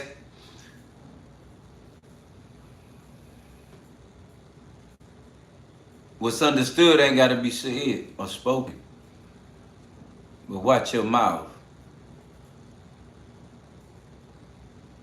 If I had time, I would probably. But watch your mouth. In my house with my family. The realest point that needs to be made right now is that Bill Gates has paid every news in this world, every news broadcast station, to not talk about what he's doing. Because we all know if a regular news broadcast station finds out that him and his wife or ex-wife and wife now spent over $300 million paying the news people, the world would know that they are covering up everything he's doing. From poisoning mosquitoes, from being okay with another epidemic of an outbreak like COVID, from creating malaria and trying to say you have a vaccine for it and spreading it all across Africa. Don't sit in here and talk about what you know about this man, because if you do know this about this man, stupid, you are as guilty as he is.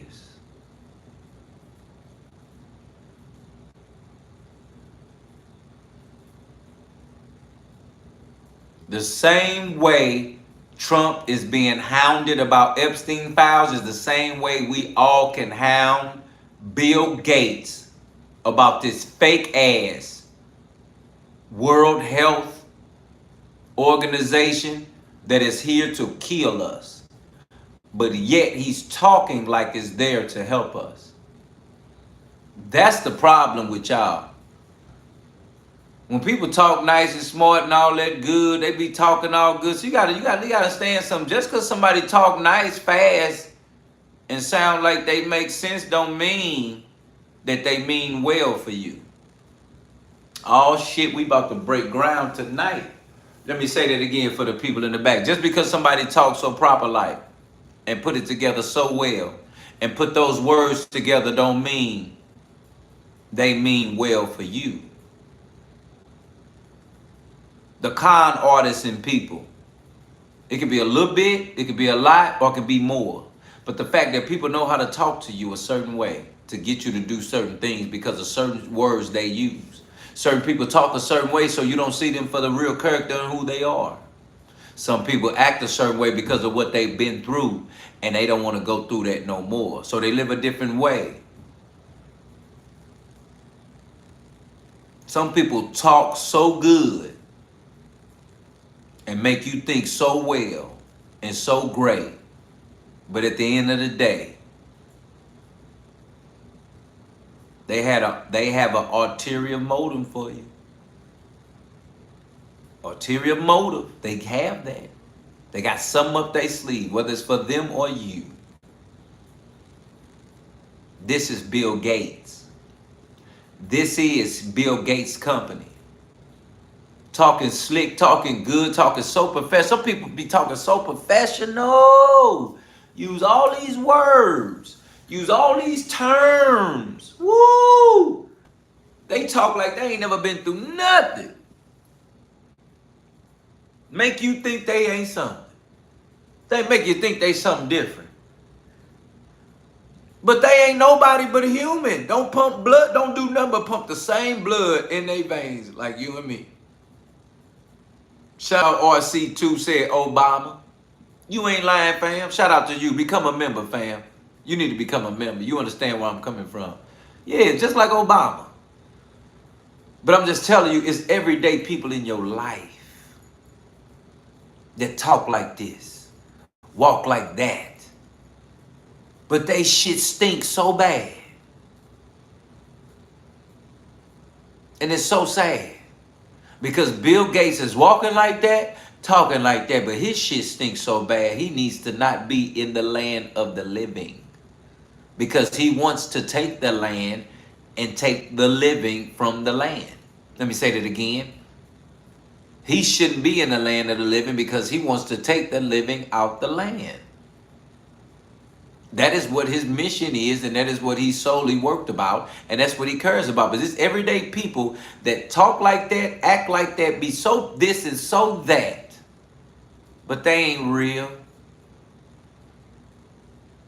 Fake as hell. Fake as a dollar bill.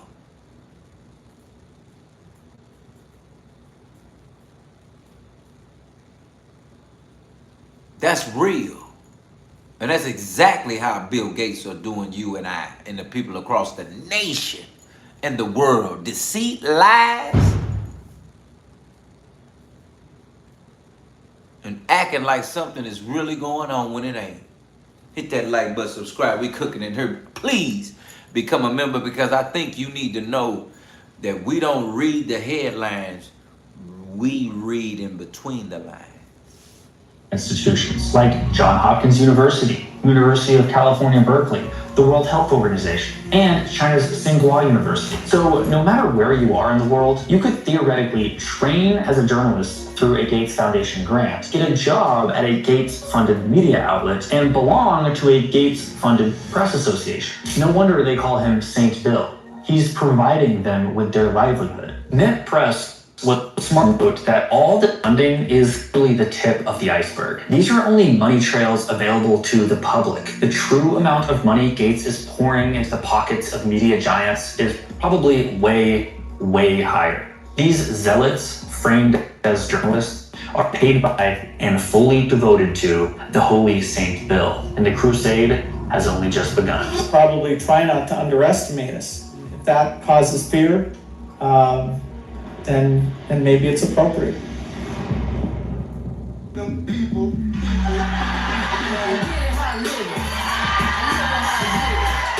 The mainstream media won't say a single negative thing about Bill Gates' attempt at playing God and manipulating nature, but they will praise the billionaire for his vaccine development programs. Yep, you heard that correctly. Gates is in the vaccine business, and he's not just invested in any vaccine. We need vaccines for a lot of epidemics. We need a TB vaccine, tuberculosis vaccine, a malaria vaccine. All of those things are in the works. In 2022, BioNTech, a company that has received millions of dollars from Bill Gates, began human trials to test a new malaria vaccine. Okay, wait. Let me get it straight. Bill Gates begins genetically modifying mosquitoes and releasing them into the wild to fight deadly diseases like malaria. Then malaria begins spiking in the US. Then we find out that Bill Gates has a malaria vaccine he's testing on humans. It's almost benefits keep needing a malaria vaccine. And what about the smart solutions, things like genetic manipulation? What about that? It's a tech called CRISPR that can change the mosquito DNA in a way that either the population goes down a lot or it doesn't carry this parasite. And the potential there to reduce the mosquito population and therefore locally get rid of the disease makes it a very promising addition. I was first trained by mosquitoes. I brought some here so you could experience this. We'll let those roam around the auditorium a little bit. There's no reason only poor people should have the experience. Is Bill Gates profiting off of the vaccine industry? If you even ask old conspiracy theorists. You know, we give millions for vaccines and take millions of lives. If you just kind of invert that and say, no, we're trying to make money from vaccines and not trying to save lives, that's popular conspiracy theory. But Bill Gates has said himself that he does profit from the vaccine industry. A lot. You've invested $10 billion in vaccinations over the last 2 decades. And you figured out the return on investment for that. You kind of stunned me. Can you walk us through the math? It's been $100 billion overall that the world's put in.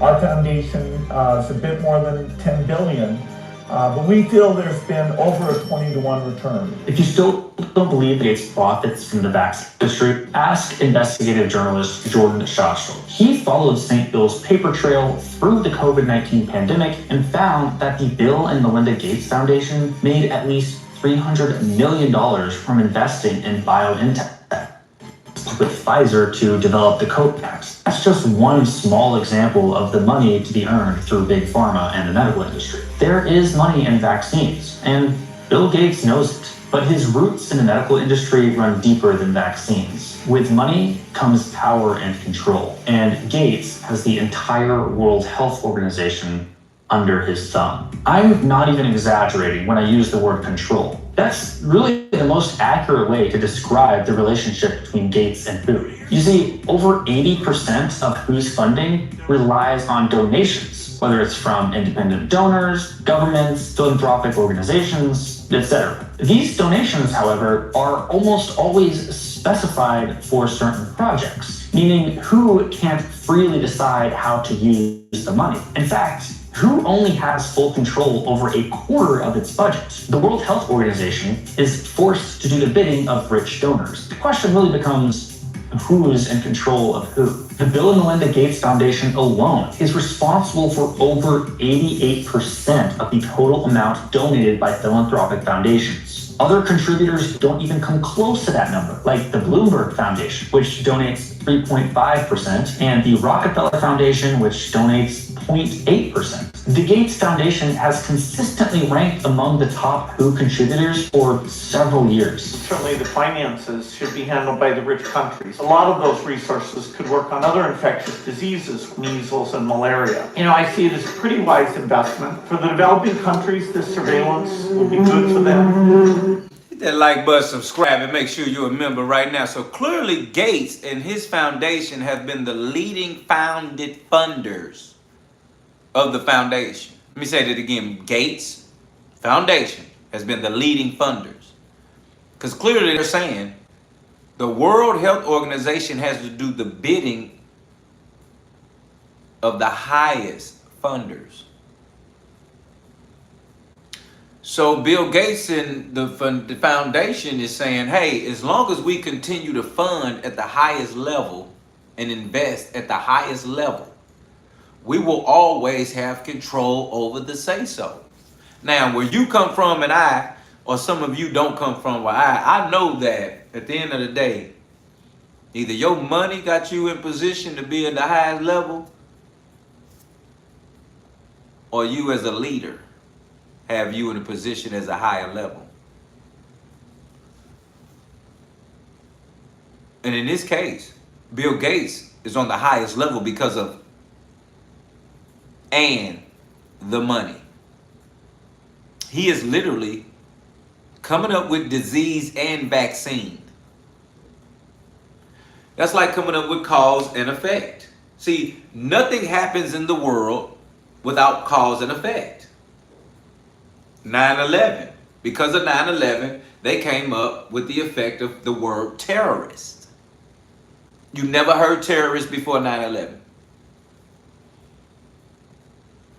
There's a cause and an effect. There are a million causes and effects. Because this happens, we do this. Because yet they shoot up a church, we doing this. Because they shoot up a school, we're going to do this. Because they shoot up this and that, we have to pass law. You have to understand, law cannot just be done unless Donald Trump is in office. So it has to be a cause and an effect. And because of that cause and because of that effect, rule and law is in position.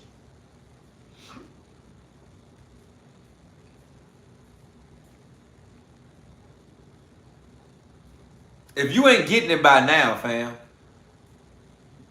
the world ain't the world you knew it was when you grew up.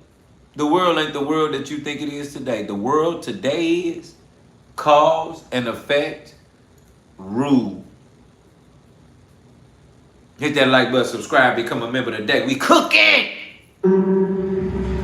Saint Bill is no saint. Is he really doing all of this out of the kindness of his heart, just for the benefit of humanity? Or is he doing it for the benefit of himself? Could work on other infectious diseases, measles and malaria. I see it as a pretty wise investment. For the developing countries, this surveillance will be good for them. Saint Bill is no saint. Basically, he's trying to stop some of the diseases, vaccines that we all grew up about that we never had. Measles, mumps, bumps, goosebumps, chicken pox, stuff like that. What he's trying to do, he's trying to make those things become a reality.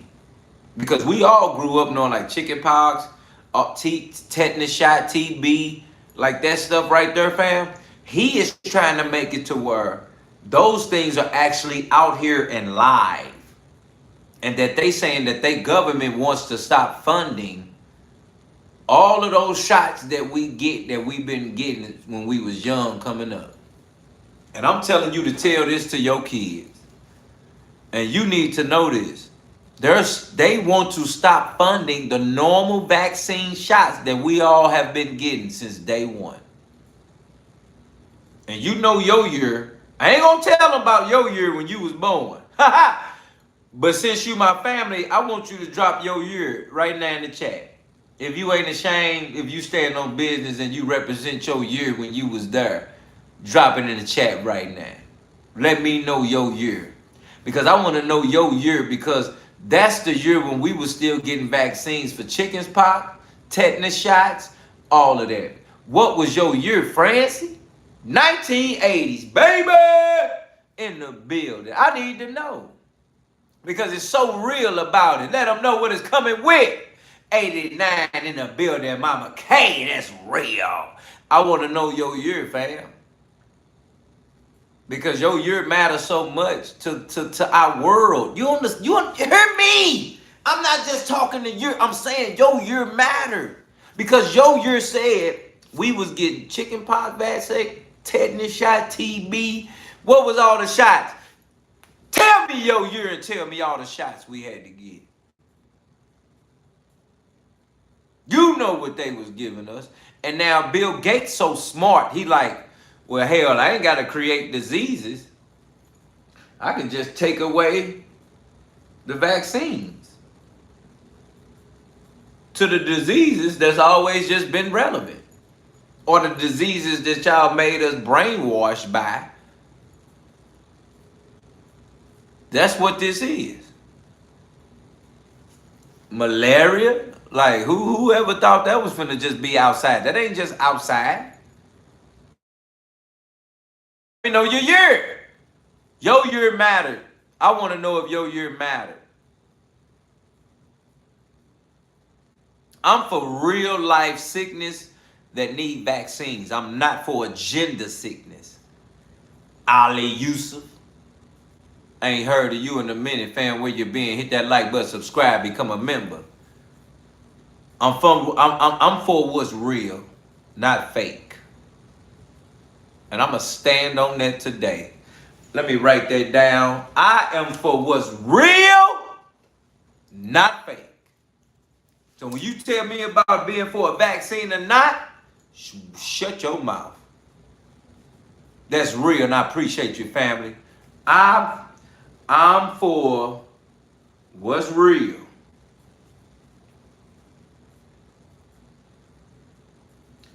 And not fake.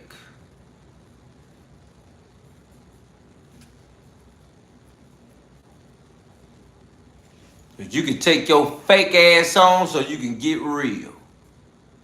I am for what's real, not fake. If it's real that disease is out here and it came out in the ways of something naturally that happened, we need a vaccine. That's that. Whatever's out, yes. But if man like Bill Gates Foundation are creating diseases, or they cutting off vaccine from diseases that's already naturally been out here, then that means there's an agenda and he's playing God. He is deciding who lives and who dies. He's deciding who should be sick and who should be healthy. He's deciding that the rich be richer and the poor stay poor. He is deciding power, life and death. Will you let him be the decision maker of your life? That's the discussion tonight. Will you let him be the decision maker of your life? If you won't let him be the decision maker of your life, you need to share this video. Hit that like button, subscribe right now. We cooking and we cooking. Is he really doing all of this out of the kindness of his heart, just for the benefit of humanity? Look at them kids. Or is he doing it for the benefit of rich man walking around Africa? If it's the former, he's doing a poor job at showing it. Mosquitoes are already annoying enough. We don't need them to be genetically modified. We have no clue what kind of repercussions humanity and the environment will face because of this. We shouldn't use the entire world as a field test. Yet, that's what's happening. At the end of Operation Big Buzz, the military provided advice on how to defend against foreign entomological warfare and mosquito invasions. They said we should do things like cover up so mosquitoes can't bite you, thoroughly spray insecticide over infected areas, stay indoors, blah, blah, blah. I'd just rather not let Bill Gates dictate whether or not I stay indoors and wear a face mask. We've been through that. Let's try to stop this madness before it gets out of hand. And the first step in doing that is exposing that it's happening. The only good piece of advice that Operation Big Buzz has to offer is right here on page 60. Panic is one of the most important things to prevent. Now that I agree with. Don't panic. Act. Share this video. I'm tired of being an experiment. Why don't we yet have a vaccine for malaria? Those are the things that I push forward. I wouldn't say I get angry, but I'm really impatient that we're not moving as fast as I'd like.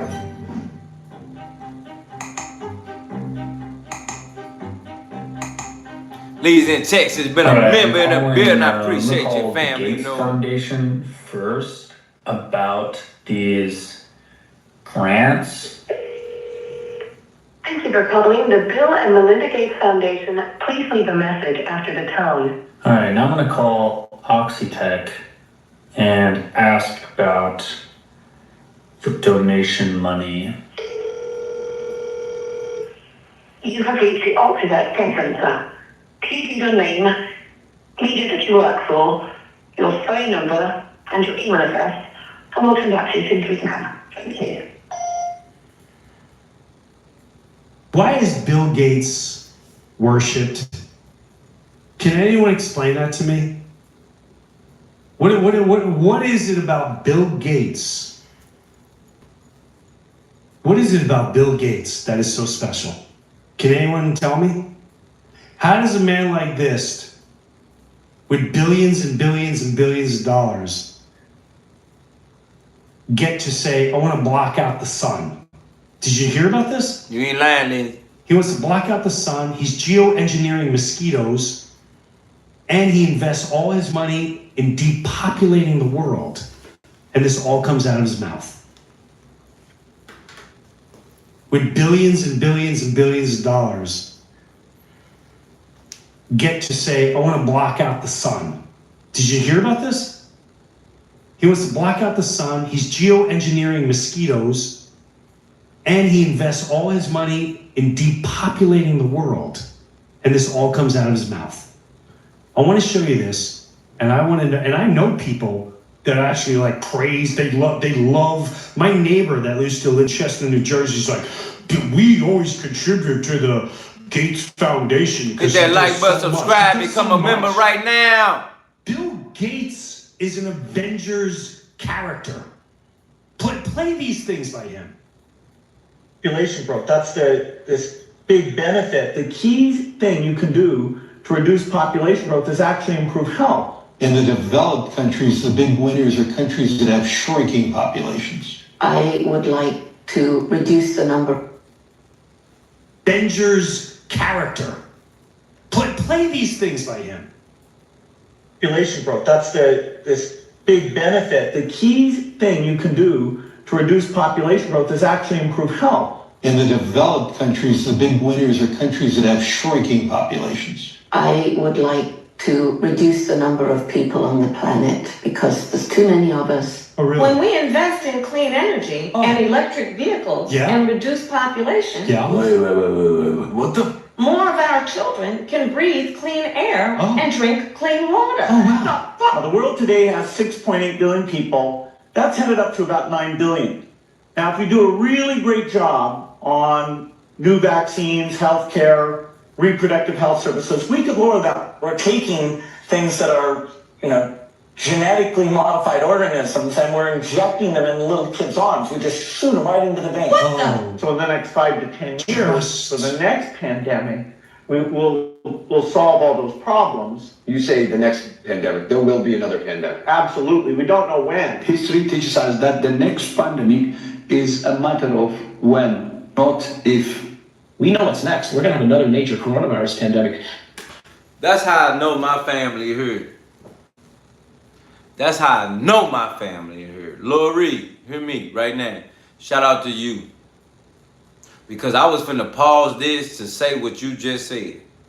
I caught Lori, you better hear me right now. You hear me? I caught that. And I was finna say something. But I didn't want to keep stopping in the midst of that man said, yeah, we can lower the population by improving health. He said it that way. We can lower population by improving health. Let me say it again. He said, we can lower population by improving health.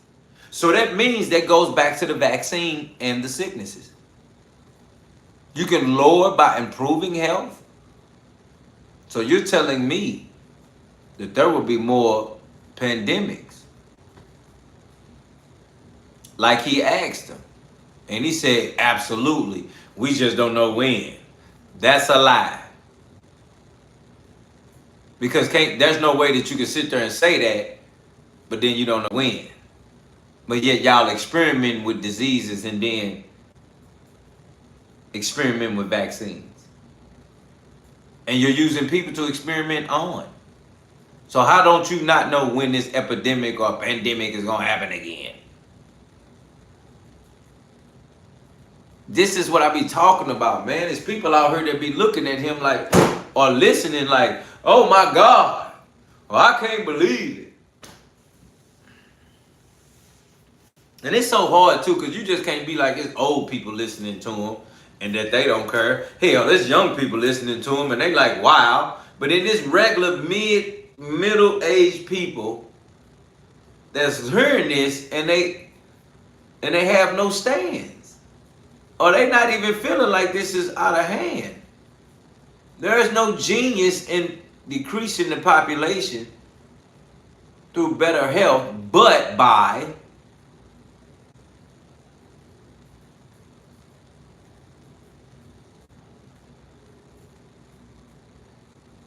it being a lie. I'm over here trying to figure it out, but why would you try to figure out a lie? Figured out this lying-ass man telling you that you can decrease the population by good health? No, that makes no sense, because at that point, you could just, good health means the population gonna just keep growing and growing and growing because nobody's dying from sickness. So how does that matter? That means you playing, you lying, and you gonna try to make people think or believe in you. So here it is where Bill Gates is just lying every day. And in his days where he's not lying, he's having seminars telling you, we want to decrease the population and we want to do it in this way. And if we're successful, we will have this many humans on this earth by this year. Before the end of this decade, before 2030. If we really want to prevent the next pandemic, and there will be one, there will absolutely be an outbreak of another It's amazing pandemic. how people know what pandemics are coming. It's amazing how this guy, he talks about we need to depopulate the world. Everyone talks about depopulating. Have you all traveled? Have you been to Middle America? It's nothing but space. Space, land, and space. Oh, now we play God? We decide who's going to live and who's not going to live? Do you remember years ago when we used to look at China and we'd go, oh, you know, that's a sick country because they don't allow, you know, if it's a son or if it's a daughter, they have to get rid of them. It's like, what kind of country would do that to their children? The U.S. would. And you're allowing Bill Gates to say it, and people still put this man on a platform. He's playing God. He gets to decide who will live and who won't live, because I didn't know he was a scientist. And I didn't know he was a doctor. The last I checked, he was like a computer whiz who also was under investigation by the government a long time ago because he was the guy that created viruses when he was the only one that knew how to fix the viruses. Oh, genius, sire. And then he took his millions of dollars and he changed his whole image to be like, hi, I'm the vaccine guy. Let's go to Korea and kill kids. Korea didn't have autism until vaccines showed up. I didn't say that. That's not a fact. I'm not a scientist. But I've seen plenty of interviews that say the same exact thing. But hey, Bill Gates, isn't he brilliant? God, what a good guy. He contributes, he pays off. You know what all sick individuals do? They pay people off. Here, I'm a good guy. Ain't I a good guy? I'll pay for your foundation. Foundations, a lot of times, are big write-offs for billionaires. They need to write off a lot of money in taxes. That's what they do. Hey, here's a contribution to your foundation. Tax write-off. Here's a contribution. They don't care about the contributions. It's a tax write-off. And then the people that get it, I will never forget this statement. I lived next to a guy that worked for Moderna. Actually, take it away. Moderna, great company, really. Love what they do. This guy worked for a vaccine company. True story. And when the whole thing was going down, I'll never forget, we stopped in the street and he was all caught up in the news and he asked me if I got vaccinated. And I said, no, I'm not doing that. He said, why not? I said, there's no need to. He goes, no, and he tried to explain to me what his little scientific friends taught him how to sell the product. And I'll never forget this quote. I said, well, what about the side effects? What about the people that are affected in a bad way with vaccines? And his exact words were, he paused and he went, the good outweigh the bad. Until it's your child. And the good outweighs the bad when it comes to how much of this is made. The good outweighs the bad. As long as we get that. If there was no money involved,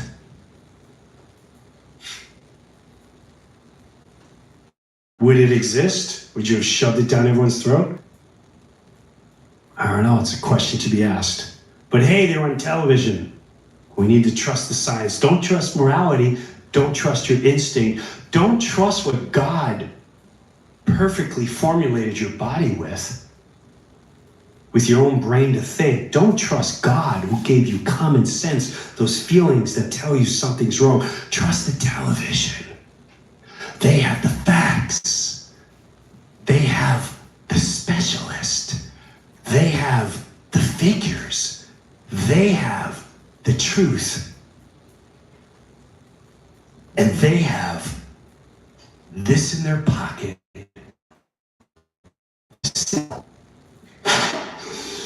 You, the BS. I'll continue to listen to God. I'll continue to listen to my instinct. Bill Gates, could you play he wants to block out the sun. Are you listening to me? You think I'm lying? Forget, if you don't want to believe Joe Rogan, that's fine too. First play the Rogan clip, then play, this is all over. He's not hiding this.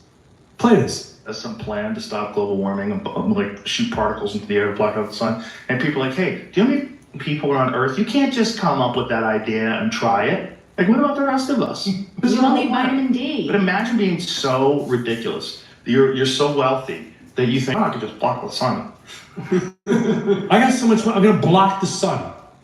This is a character out of the Avengers. I shall go to the earth with all my wealth, and I'll go to a Coldplay concert, and I'll get caught hooking. Before I do that, I shall not help the homeless. I shall not feed people around the world with my great wealth. I shall not build things for the elderly to give them care the rest of their life. I shall block out the sun. What do you need to see? You need to see this, and you need to see a tail and a pitchfork? Hello? Humanity, wake up! Block out the sun. The sun gives life. The sun makes things live. The sun gives life. It gives light. It heats. It's beautiful. It's warm. It gives life to the plant. The plants, they face the sun. The trees, they face the sun.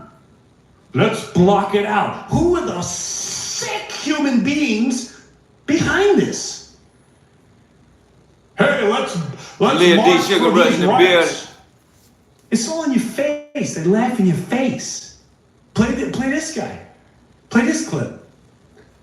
So being obsessed with the idea of, quote, blocking out the sun using chalk or other types of chemicals. And Bill Gates has also funded research and projects all around the world, not just in America, but across Europe and various other places that are willing to research and get involved in this type of nefarious, I would call it, practices. Meanwhile, Bill Gates is backing the first high-altitude experiment of one radical climate change solution, creating a massive chemical cloud that could cool the Earth. A chemical cloud? It's called solar geoengineering, and it's highly controversial.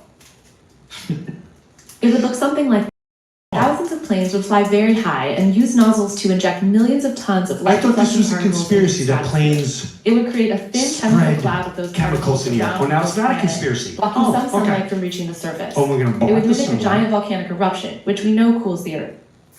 Now, just stop right here. If you went on God, morality, common sense, and some whack job comes to you and says, I got all this money and I got this idea of blocking out the sun. Your first reaction would go, are you a psychopath? Are you nuts? And then they go, but I've got money. How much money do you? And then you'd be like, okay, all right, I'll take the money. He's bought your morality. He's killed the God inside. He just killed everything. He killed your spirituality. He sold your soul, and you're willing to get behind this psychopath to block the sun. If there was no money involved, you'd probably chase this guy down the street, and you'd beat him to death for even the thought of saying, I'm going to spray things in the air, and I'm going to block out the sun. Man, I hope we wake up one day. Wouldn't it be beautiful if Bill Gates build homes for the elderly? Wouldn't it be great if he built homes and we started helping homeless people and started rebuilding Maui? Or started building the people that lost their lives in North Carolina and all of Fort Myers and the west coast of Florida and all the tragedies? Wouldn't that be amazing? Let's go block out the sun. Let's inject mosquitoes that can go and attack people. Have you heard that one? Go look that up. These aren't conspiracy, folks. This is real life that you're living. And the minute you turn off that damn television, and the minute you get your God back inside you and trust your instinct, the better we'll all be. And remember, you're way more important than you can ever imagine.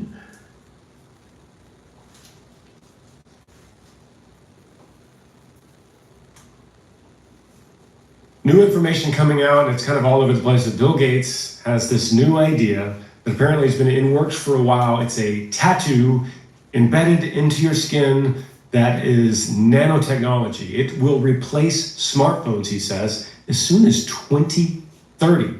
Would you get this tattoo? And more importantly, as we think through it with the biblical lens, is it demonic? Discussing that right now.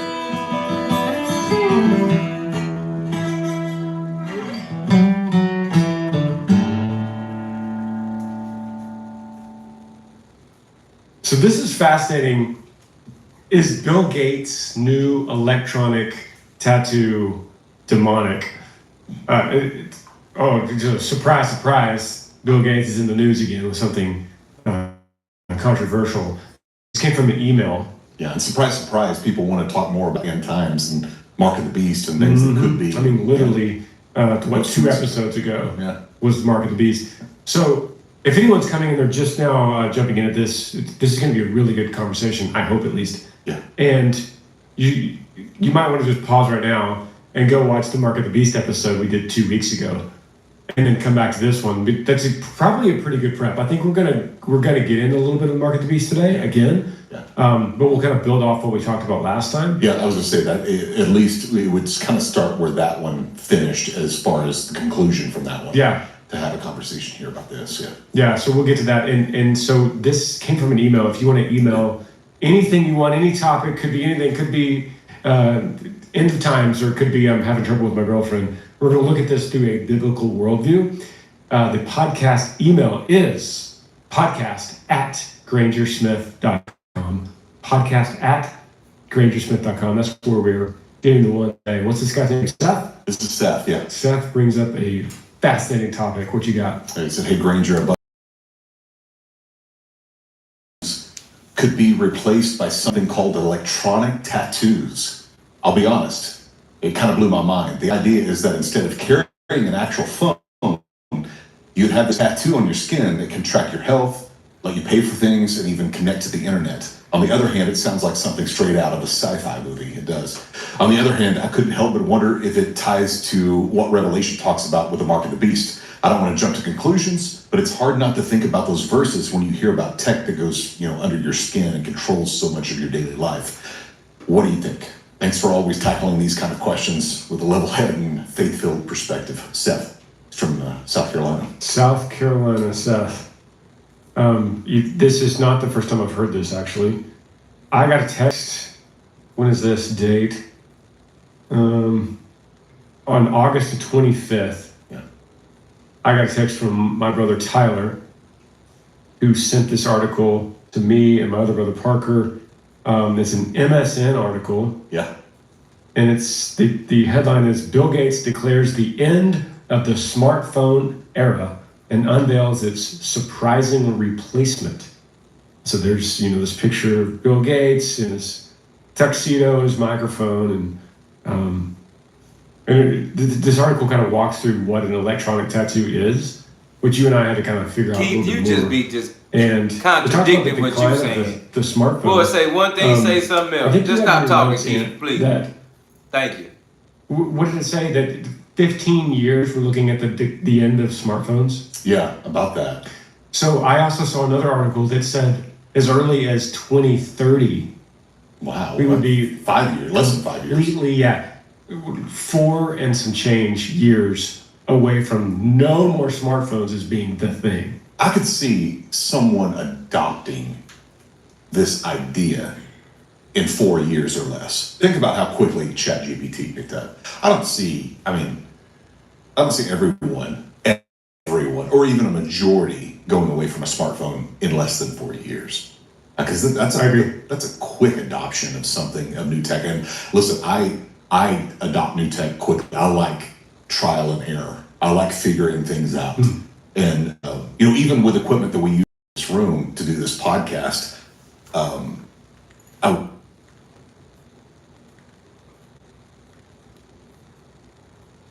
that there was a system that didn't work well enough.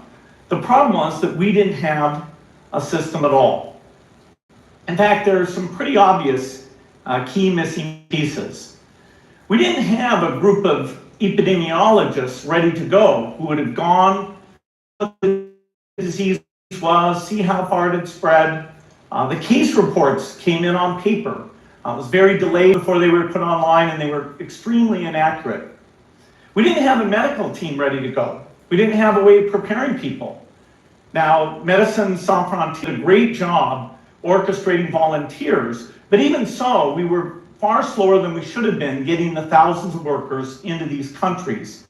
And for us to have hundreds of thousands of workers. There was no one there to look at treatment approaches. No one to look at the diagnostics, no one to figure out what tools should be used. As an example, we could have taken the blood of survivors, processed it to protect them, but that was never tried. There was a lot that was missing, and these things are really a global failure. The WHO is funded to monitor epidemics, but not to do these things I talked about. Now in the movies, it's quite different. There's a group of handsome epidemiologists ready to go. They move in, they save the day, but that's just pure Hollywood. The failure to prepare could allow the next epidemic to be dramatically more devastating than Ebola. Let's look at the progression of Ebola over this year. About 10,000 people died, and nearly all were in the 3 West African countries. There's 3 reasons why it didn't spread more. The first is there was a lot of heroic work by the health workers. They found the people and they prevented more infections. The second is the nature of the virus. Ebola does not spread through the air. And by the time you're contagious, most people are so sick that they're bedridden. Third, it didn't get into many urban areas, and that was just luck. If it had gotten into a lot more urban areas, the case numbers would have been much larger. So next time we might not be. You can have a virus where people feel well enough when they're infectious that they get on a plane or they go to a market. The source of the virus could be a natural epidemic like Ebola, or it could be bioterrorism. And so there are things that would literally make things 1,000 times worse. In fact, let's look at a model of a virus spread through the air like the Spanish flu back in 1918. So here's what would happen. It would spread throughout the world very, very quickly. And you can see there's over 30 million people die from that epidemic. So this is a serious problem. We should be concerned. But in fact, we can build a really good response system. We have the benefits of all the science and technology that we talk about here. We've got cell phones to get information from the public and get information out to them. We have satellite maps where we can see where people are and where they're moving. We have advances in biology that should dramatically change the turnaround time to look at a pathogen and be able to make drugs and vaccines that fit for that pathogen. So we can have tools, but those tools need to be put into an overall global health system, and we need preparedness. The best lessons, I think, on how to get prepared are, again, what we do for war. For soldiers, we have full-time waiting to go. We have reserves that can scale us up to large numbers. NATO has a mobile unit that can deploy very rapidly. NATO does a lot of war games to check, are people well trained? Do they understand about fuel and logistics and the same radio frequencies? So they are absolutely ready to go. So those are the kinds of things we need to deal with an epidemic. What are the key pieces? First is we need strong health systems in poor countries. That's where mothers can give birth safely, kids can get all their vaccines, but also where we'll see the outbreak very early on. We need a medical reserve corps. Lots of people who've got the training and background who are ready to go with the expertise. Oh, I'm sorry, you don't know what was going on here. This Bill Gates. This is him breaking down how he literally is telling you how he wants to decrease the population. He's giving you all of the strategies of what they feel in response to how they react to it. But he's going to mention how if they are successful, we can decrease the population. I've never heard nobody say, hey, we can decrease the population by having good medicine. Or we can decrease the population by having everybody healthy. That is the misconception he keeps saying. And that makes no sense. Because he keeps throwing that in there as if everything he's explaining goes with decreasing the population.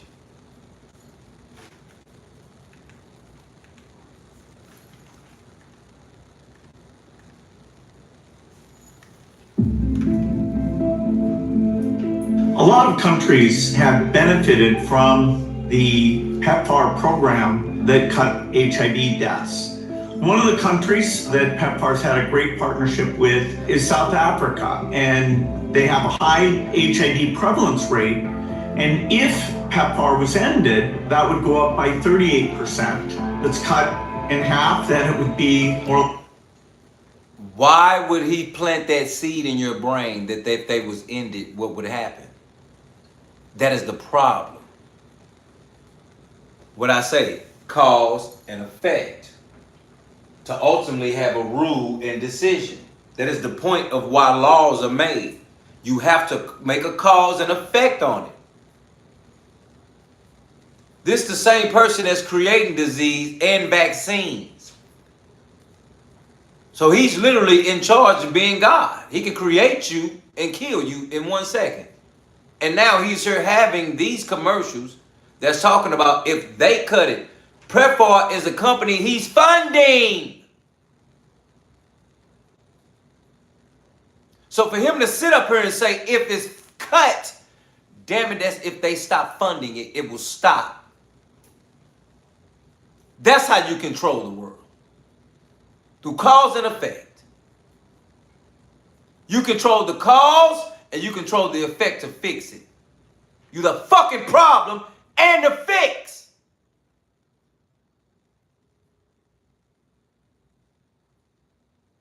And you thought control was just telling you what to do.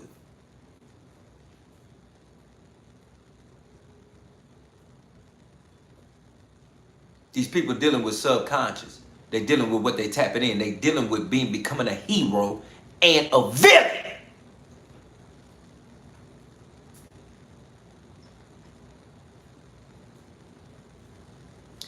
Villain and hero all in the same skin. This is fake.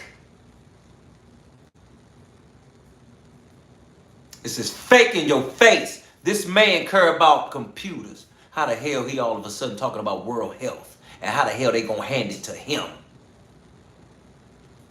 I want to play the video that it became about him even coming into health, medicine, and funding. He is the world leader in funding, World Health Organization.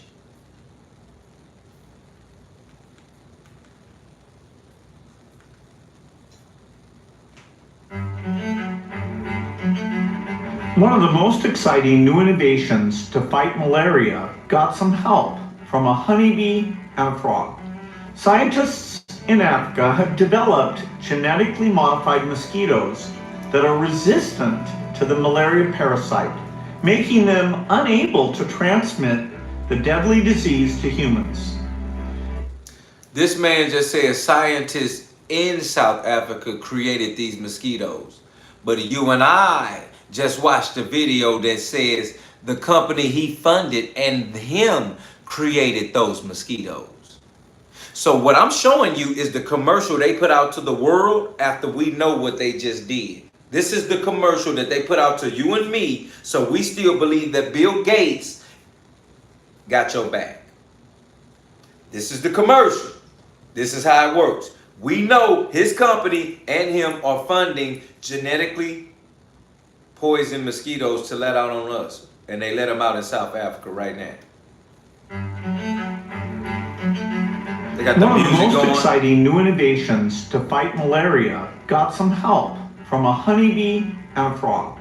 Scientists in Africa have developed genetically modified mosquitoes that are resistant to the malaria parasite, making them unable to transmit the deadly disease to humans.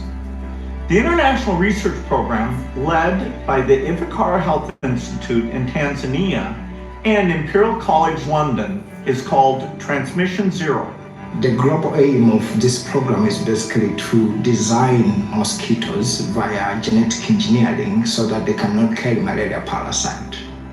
And we hope in future we can be able to release mosquitoes out there, and these mosquitoes, even if they bite someone, they won't be able to transmit the malaria parasite. What made this breakthrough possible was the discovery of anti-malaria molecules found in the European honeybee and the African claw frog. There is so much solution in nature for most of our problems. It's just that we need to be innovative and creative to find where those solutions are. Our colleague realized the antimicrobial peptides from European honeybees and African frogs stop the parasite development. We are adding a very minor genetic modification to make sure that these are mosquitoes that will be immune to malaria parasite. The Transmission Zero program has the potential to add a game-changing tool to our fight against malaria. The ultimate aim is to make sure that these mosquitoes are out there. They cover a large geographic area of the country. Because we're putting these mosquitoes in the community, they need to know what are we doing, and they need to be involved from the first go to make. I mean, but think about it. I mean, these people are willing to take the L to know that he's telling them, yo, you be the face of this situation. Y'all be the face of this vaccine. Y'all be the face of these mosquitoes. When we just watched the whole video knowing that he alone and the company that he backing came up with those mosquitoes and went over there in South Africa, put them out, experimented, and used people to experiment on. And yet he got a commercial that was just put out a week ago talking about how people in South Africa have found out a vaccine for some killer mosquitoes. I mean, just lies right in your face. Fake shit right in your face. Talking behind your back and then acting like that in your face. Literally. That's what that is. And he's done it so well that you can even see his body language is nothing. This is the natural cause of how he can talk, seminar shit. That's why I tell you, people be talking all that proper shit, using them big ass words, put it together so well. Them the motherfuckers you watch the most. Because Bill Gates just sat there in that interview and he put that business so, he put them words together so well, you would have just fed right on into it. Even if it was just polite and the words wasn't together. It's just the way it was said. You believed him. The way it was said, it was okay. And you don't even know what the hell he's talking about, stupid! You don't even know what he's talking about. He just sound good. Now think about your life. How many people just sound good talking? But ain't talking about shit. Sound good talking fake as hell. But sound so good. And you take it in and hold on to it. Because it's dressed up so well in a dress. In a suit.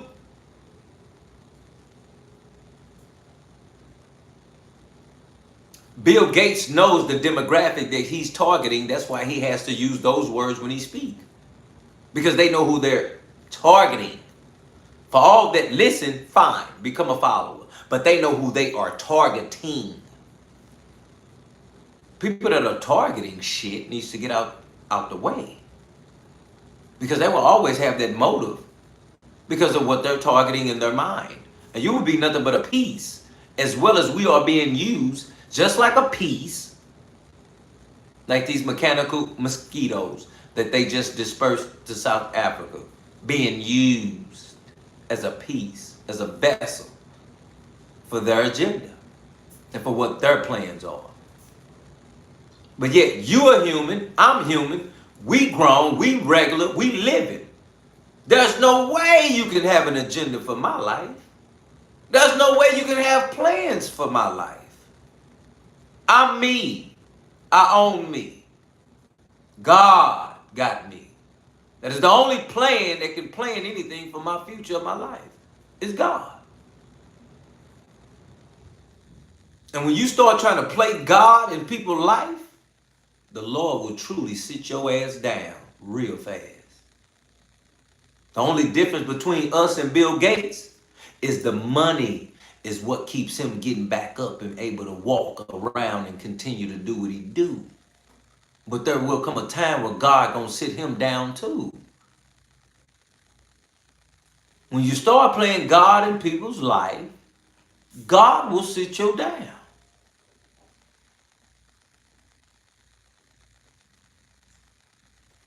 Say that again for the people in the back, high as fuck. When you start playing God in people's life, he gonna sit you down so you know who God is. And we all pray that Bill Gates will be set down so he know who the true living God is and the creator of what's real here in our life. He might not sit down right now, but I'm going to tell you something. You don't know what Bill Gates going through. Even though he doing all of this, and he looking like he looking, you don't know what he going through in his life. What's oppression, what's depression. Because money ain't everything. Because they got Epstein out here, so he's still stressed out. That man say he about to give up his whole foundation. But he only doing it because we found out about you and Epstein. So you ain't finna give it up. You just finna spread it out and put it in different names. So you don't be the one to fall. So your company don't fall up under you for your actions. Just like Diddy. Diddy ain't lost nothing. It just ain't in his name. So he can keep operating when he get out. You understand me? That's what's real. That's what's going on. That's the only way. As always, fam, it ain't no other way to get it popping. There's only one way.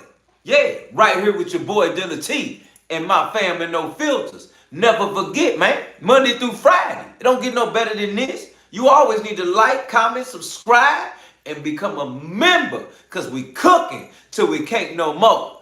As always, fam, you know it, $2 raffles. Put it in the Cash App. Let me know is for the raffle, $2. You can win a shirt of your liking, any color, any kind, signed by your boy Dealatofficial, customized to make sure we in here making sure it's going down and making sure it's real. As always, family, I truly appreciate each and every one of you all tuning in Monday through Friday. It don't get no better taking your time out to get you something to eat, something to drink, and something to smoke if that's what you do. Because you know what it is. It's your boy Dilla T and my family. And this is No Filters. As always, fam, have a good evening. Have a good night. Y'all be safe.